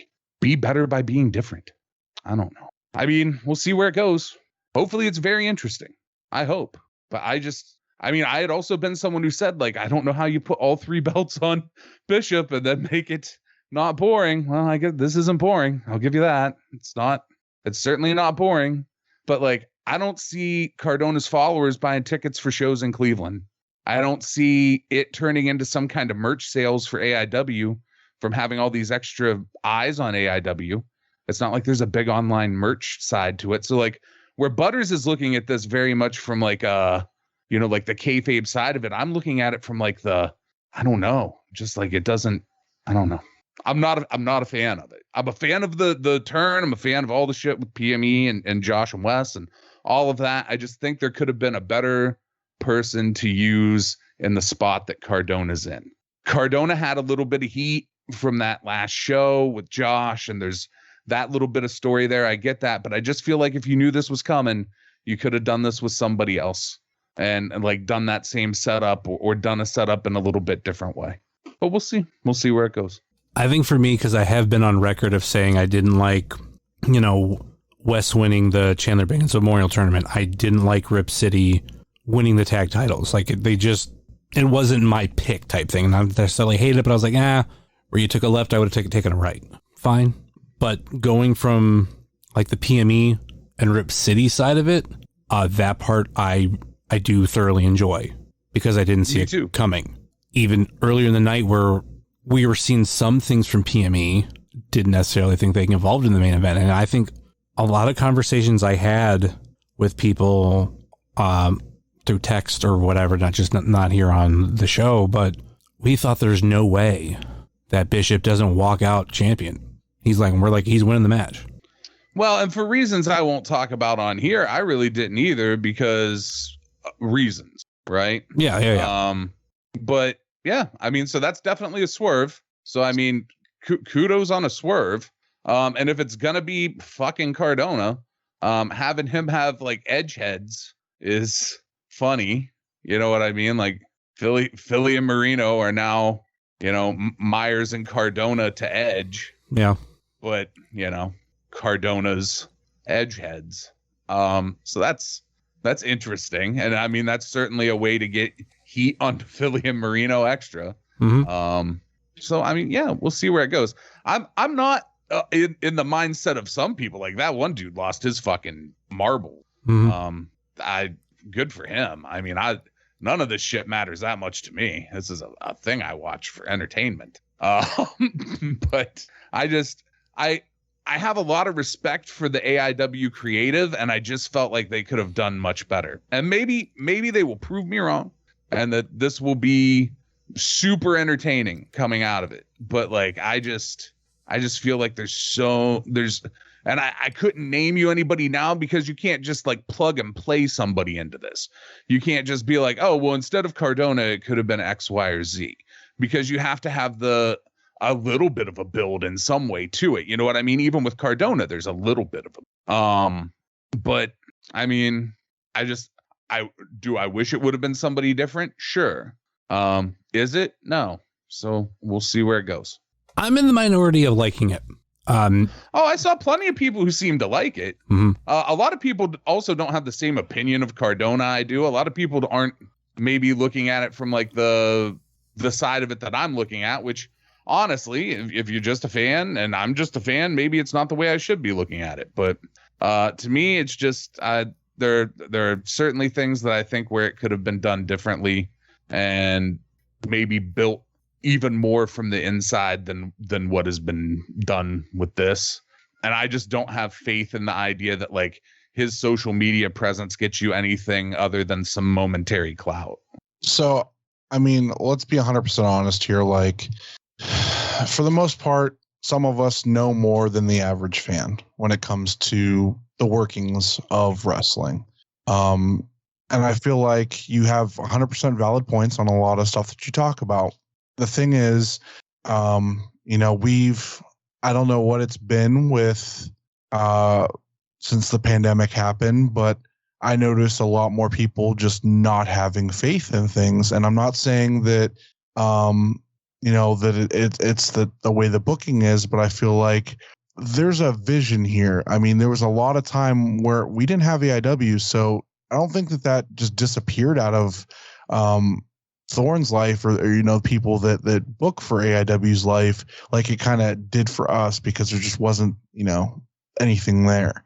So they've had stuff brewing in their mind that they've wanted to try or what they could do. And then when they've put this stuff in action, we've continuously said, I don't have faith in this. I don't like the way this is going. This is going to be boring. I can't believe they did this. But they haven't let us down yet. It's been entertaining. It's been something else. And I feel like sometimes we just got to give them that little bit of, you know, we're all willing to say, okay, we'll see where this goes. But I just feel like I'm not even gonna jump into any deeper water with it. I bought the ticket. I'm taking the ride here. I have faith that they're going to give us something fun. Will it rival or be better than GCW? I don't know. I don't pay attention to them too much. I get like, yeah, there's a feeling of almost a copycat situation, but honestly, I couldn't tell you what the hell really happened with them. And some fans are going to see it come in. Maybe there's some clout things going on there. So we get some eyes on AIW. That's cool. But I feel like with this, I'm here for like the, you know, I believe in Thorne and them, and I think that there's going to be a fun payoff here, and there's going to be things that they can do, and I have that faith for some reason. They've earned it with everything they've done. I feel like there's been twists and everything with it, to where we haven't been 100% happy with how things have gone.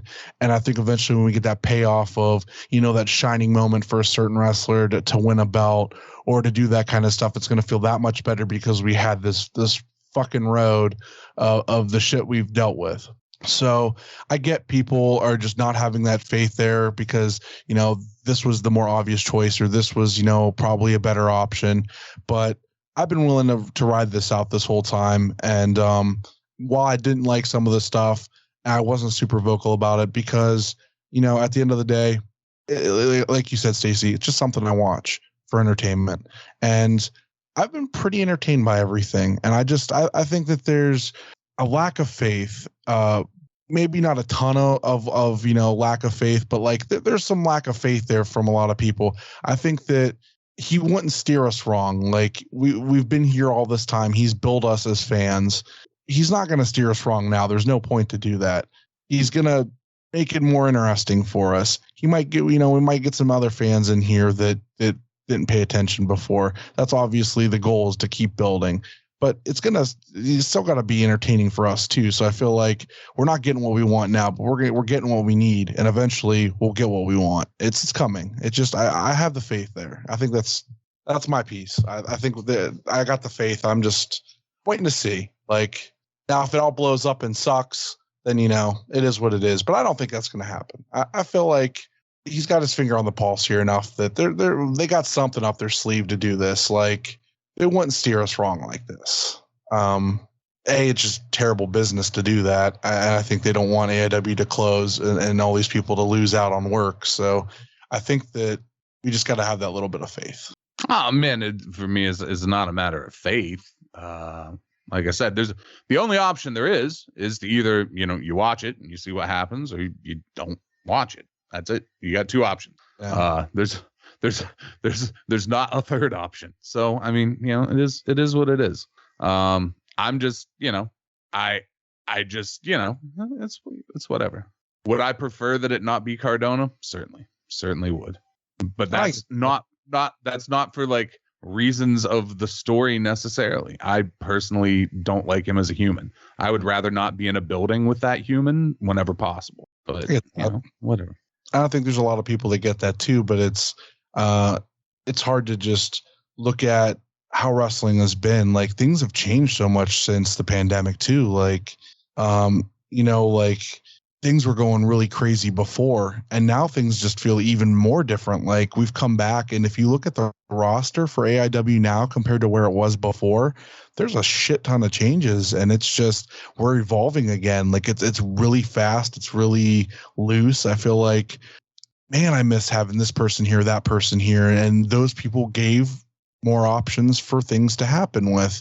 And I think that where we're at in wrestling in general, and with how everything goes now, there's not as many options. And yeah, I mean, I would have liked to seen anybody else but Cardona too, but unfortunately, I think he was the best option for it. This just felt very close. Like it's like a step away from being like, well, let's just bring 440 in. I mean, honestly, like it's that level of like, oh, well, here's this thing that's happening other places. Let's just do that too.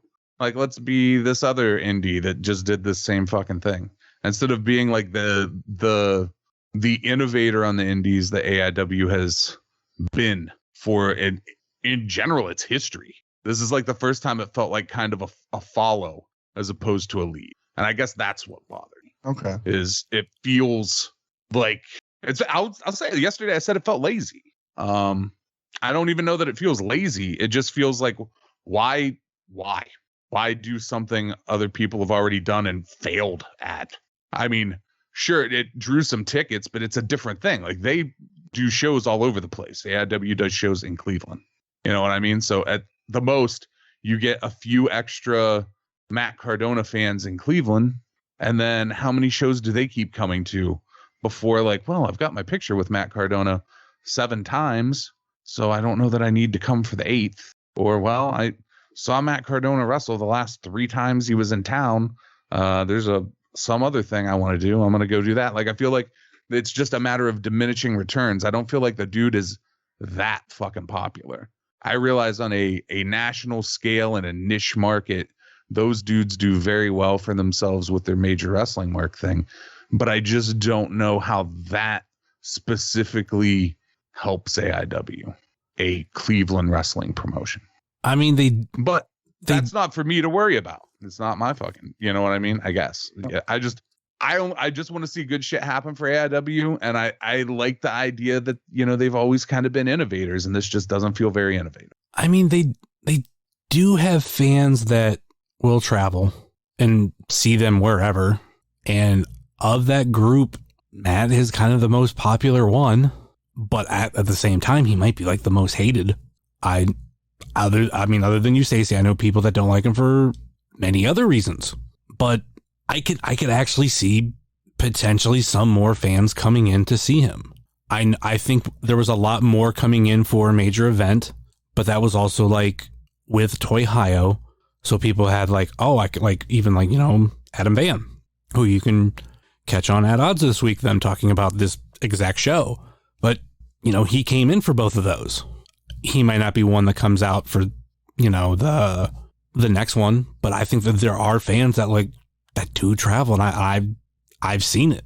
Hey man, and hopefully that works out. Hopefully the gamble pays off. I certainly don't want to see AIW not succeed. I don't know. Again, it really comes down to that, like, it very much feels like why try to do something better than somebody else has just done. Yeah. When they just did it and it stunk. Well, you know, I mean, obviously it can't be worse than like using Frank the fucking Clown and then having the title change on like a squash right after having like a weird 440 run in on a match like that. The whole creative over there was just like, but that's the creative over there all the time. It's just like, I don't know if anybody even bothers. I think they just jot some shit down on a notepad before the show. Yeah. So obviously, yeah, it's going to be better than that. But that's like saying, well, I can write a book better than my 10-year-old brother.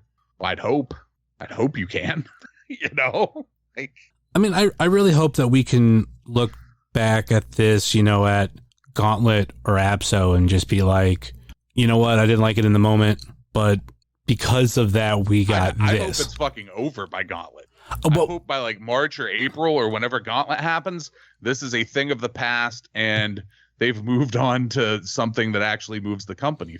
But what I'm saying is we would have a bigger picture. We would know what's going to happen after this and even after that, like knowing like a way bigger picture. Sure. Yeah, I mean, who knows? There's a lot of time, there's a lot of shows, you know what I mean? Like there's time between now and Hell on Earth. There's almost 2 full months. So, and I think it means a lot too, and it says a lot about AIW that Matt would come to AIW. As far as what I understand, he has said he is very selective on where he goes. He's just not doing any independent show. You know, if he wants a weekend off, or he's got to do something, because I know he's got a wedding and all that shit coming up, he won't do it. And it doesn't say a lot. Does it though? I mean, so not to.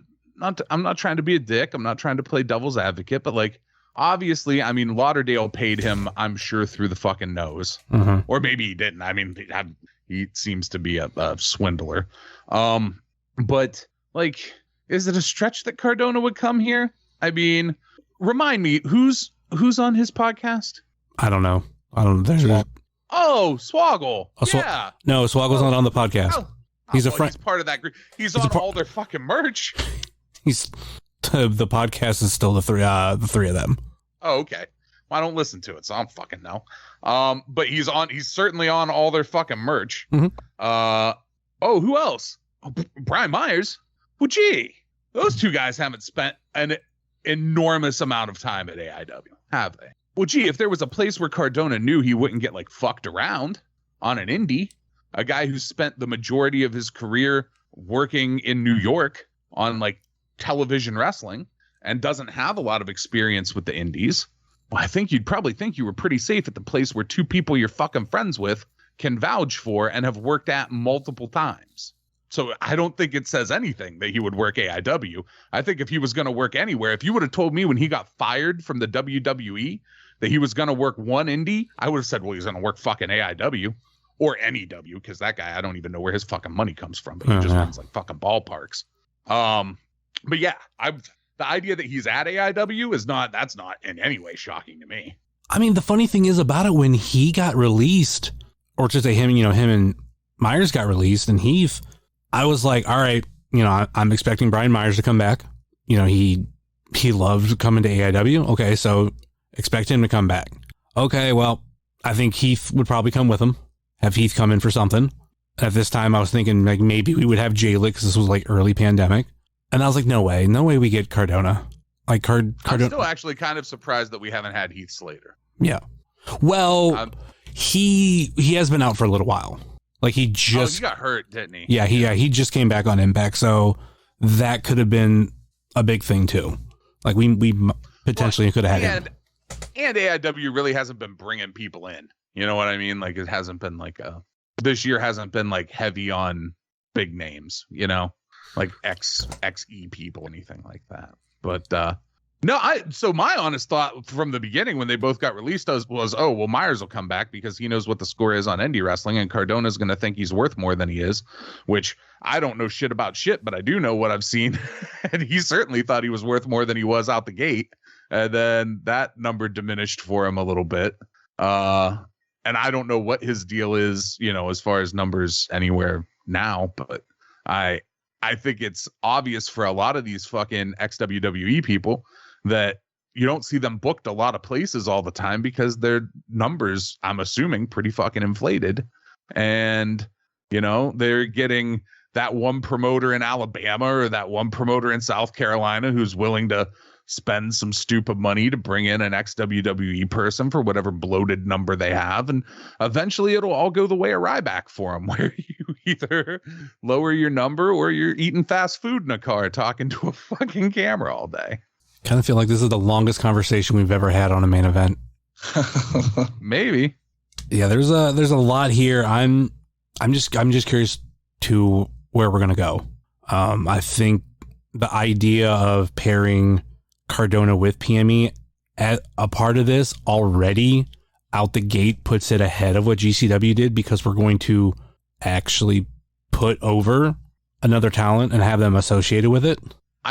I don't disagree, but again, like I said, it feels like a remake, and it's also saying that you can do a better story than GCW is like saying that you can write a better story than a 10-year-old. Well, I fucking hope so. At a bare minimum, you do. Any final thoughts on the main event and our new champion, Matt Cardona. I thought the match was really fucking good, and I think Matt Cardona's a pretty shitty human. Butters. Yep. Ditto. I'm not going to ditto, and I can't wait to hear what. Well, I mean, I know the kind of person he is. I won't hide that, but like, I can't wait to hear what Adam Van has to say, and I hope. Oh, I'm sure he's gonna stroke him off because he loves Broski. Oh yeah. Wait, you think Adam Van's gonna? That's just as shocking as like, oh, you think Matt Cardona came to AIW? Like Adam Van's gonna say nice things about Broski? Shocked. I would be shocked. No, you want to really shock me if Adam Van came out on fucking add-ons and was like, fuck Broski, this is dumb. At that point, I would be like, well, that's a fucking turn from Adam Van. But I'm pretty sure it's gonna be a Broski party on there. Good for him. I'm happy he has a happy thing. I'm pretty sure Broski would have to turn on somebody else for him to, if there is anybody even out there, to be like, nah, like I like this person over Broski. My condolences to Joe for having to hear the Broski party come this episode. Yeah, so Be mad at Adam Van about is that Adam Van was going to make the trip for this show, and if he made the trip for this show, a certain Mr. Joe Sposto was going to come with him, and Adam Van deprived us of Joe Sposto at AIW, so that's what we should really be mad at Adam Van about. Well, that's the biggest heel turn of this whole thing. yeah, I really wasn't sure of the details of that. I know that was like potentially going to happen. But all I know, because he put it out on Twitter yesterday, or I would have never said anything because he did mention it to me a while back because he was trying to get the day off. And I understand work comes before, play, but I had to give him shit about it because we all wanted to have Joe at AIW. So, well, Joe has his standing offer. I am sure sometime in the not so distant future, we will see Joe at AIW. This is true. Love you, Joe. I have a hashtag for it, but I don't have it memorized. I literally just copy and paste it. But we have 2 more shows this year, and I want Joe to come back this year. I mean, if it's 2022, fine, whatever. But I'm pushing right now for a show this year. I was hoping it was going to be this one, but I mean, now we got Hell on Earth and whatever the December show is going to be. And the December. I would say this: if I were Joe, and it was winter, I would not be making that trek across Haiti. I would wait until it was not winter. November, December can be hit or miss. Like they're for sure. Like we could definitely have it to where Hell on Earth is like decent weather. It could also be shit too. So it could be 65 degrees and sunny on Black Friday, or there could be a foot of snow. Mm-hmm. It's Ohio. It's the gamble that he would have to make. That's why this show made the most sense to me. All right, that's a pretty lengthy episode. Didn't necessarily expect it to be that, but we went on little tangents and whatnot. Sorry, Butters, for running so long. Any final thoughts or last minute plugs before we go, Butters? This show was awesome. Exceeded expectations. It's up on IWTV right now. Go watch it and get them numbers up. Well, I don't really care about the numbers, but go watch it because it's a fucking awesome show. And then join everybody on Twitter going bananas about everything that happened. And get ready for Hell on Earth because shit's going to get wild. So let's rock and roll. What about your plugs? Oh, my plugs. Yeah. I have a show, IWTV Guide. You can check that out. This week we're going to talk about some No Peace Underground and how much I hate no ring wrestling. And we're going to have some guests on later on this month. We're working with getting the Boar on, and Joe Sposto is going to come back on towards the end of the month and do some fun stuff. You can follow me on Twitter at Charly_Butters. It's CHARLY_Butters. I heard that Thunderosa gave Jared a real weird look when she signed the autograph for Charly with the LY. I've always spelled it that way. There's a movie based on the book Flowers for Agrenon. The movie was called Charly. Charly was spelled that way. It is what it is. Love you. Peace. Stacy. So I mean, I'm on here enough. Everybody knows what I do. My podcast isn't going to be around until Christmas time. That'll be the next episode. I'm moving. So no October episodes, no November episodes. There was just a semi-recent episode that went up on the Burning with Austin from If You Catch My Griff podcast, which you guys should listen to that. All of that show's very good. But yeah, my shit will be back with Silent Night, Deadly Night in December. And then next year, it'll be back to a regular schedule, but taking a little break ski from that for a minute. All disagreements and hate can be sent to at Stacy Silvers on Twitter. It's my real name. So there, no kayfabe there. So yeah, that's it. That's all I got to plug, man. And of course, go to Massillon, Ohio, starting this coming weekend, and go to Smokin' Jay's Barbecue, where they are opening. They're having their grand opening Friday and Saturday. I wish I knew the fucking address, but if you go to Smokin' Jay's BBQ on Twitter, Brock has the information posted up there. But that is the Smokin' Jay's Barbecue that you may have had at AIW shows. You may have had it at Toy-Hio. He now has his own restaurant. There are like some fucking dope looking sandwiches that he's selling. Like the menu's a little more expansive than what it's been like at some shows that you may have had it at. Massillon is not that far of a drive if you live in Akron, Canton, Kent. And it's really only like a little over an hour from like Youngstown and Cleveland and shit. So go support Brock and his new venture of actually having a full-blown restaurant. that address is 1008 9th Street Southwest, Massillon, Ohio, and you can call 330-245-9606, and that is just reading it straight from the announcement on Smokin' Jay's Barbecue's Twitter. But of course, you can find myself at jsummers330 on TikTok, Twitter, and Instagram, much like you can find this show on Facebook, Twitter, and Instagram. Facebook.com/WrestlingCheers, Twitter.com/WrestlingCheers, and Instagram.com/WrestlingCheers. Email, if you so choose to desire, WrestlingCheers@gmail.com, and we have the merch store over at whatamaneuver.net. Like I mentioned earlier in this show, please rate, review, and subscribe wherever you listen to this fine podcast, whether it be Apple Podcasts, Google Podcasts, Stitcher, TuneIn, YouTube, Spotify, iHeartRadio, Pandora, Amazon Music, and Podbean, WrestlingCheers.podbean.com. And all of those links you can find right in the podcast notes in our Linktree link. Also, check out our friends on the Trending Topics Network, such as All Beer Inside, Eurovision Showcase, The Spanish Announce Table, and Wrestling with Altitude. Check out our other podcasting friends, such as Pod Van Dam, Let the Hate Flow Through You, Super Fantastic Podcast, It's Evolution Baby, The IndieCast, Sobros Network, Biff Radio, Gay Marks Podcast, We Like Sports Podcast, Powerbomb Jitsu, The Spotlight Series, Fully Posable, Doing the Favor, Positively Pro Wrestling, IWTV Guide, At Odds with Wrestling, Best in the World Podcast, Marks with Mikes, Marty and Sarah Love Wrestling, This Ends at Prom, and Porch Talk. Check out our other non-podcasting friends such as Thirst or Jobber, The Savage Dash, The Mystery Men, Redline Radio, Mouse's Wrestling Adventures, VHS Party Tonight on Instagram, Co-Host Wrestling Show, Good Company, Heart of Gold, Toy-Hio Toy Show, Time Capsule Toys, Stay Tough, Smokin' Jay's Barbecue, Wrestle Void, Midwest Territory, Southern Underground Pro, and the official graphic designer of Wrestling Cheers, Moy Boy Designs. That will do it for us here on Wrestling Cheers, where everybody knows your name.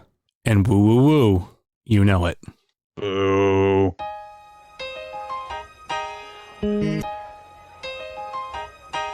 It's the Wrestling Cheers. Get up on your feet, brightening your day in the middle of the week. And you gotta love the show. Yeah, you know it holds a title for the best podcast. Talking wrestling in Ohio. Finishing a cold one, take a load off. We ain't all about the prohibition like Josh, so we cheers. And then we sit back. Other shows are in the trash, kinda like they Nick Stapp. Like the name is Matt Justice, wearing all the gold. Wrestling Cheers is coming to a close. The #1 podcast going in the game. And one day everybody's gonna know the name. It's the Wrestling Cheers. This is Platinum Max, signing off. Ohio, good night. the world, good night.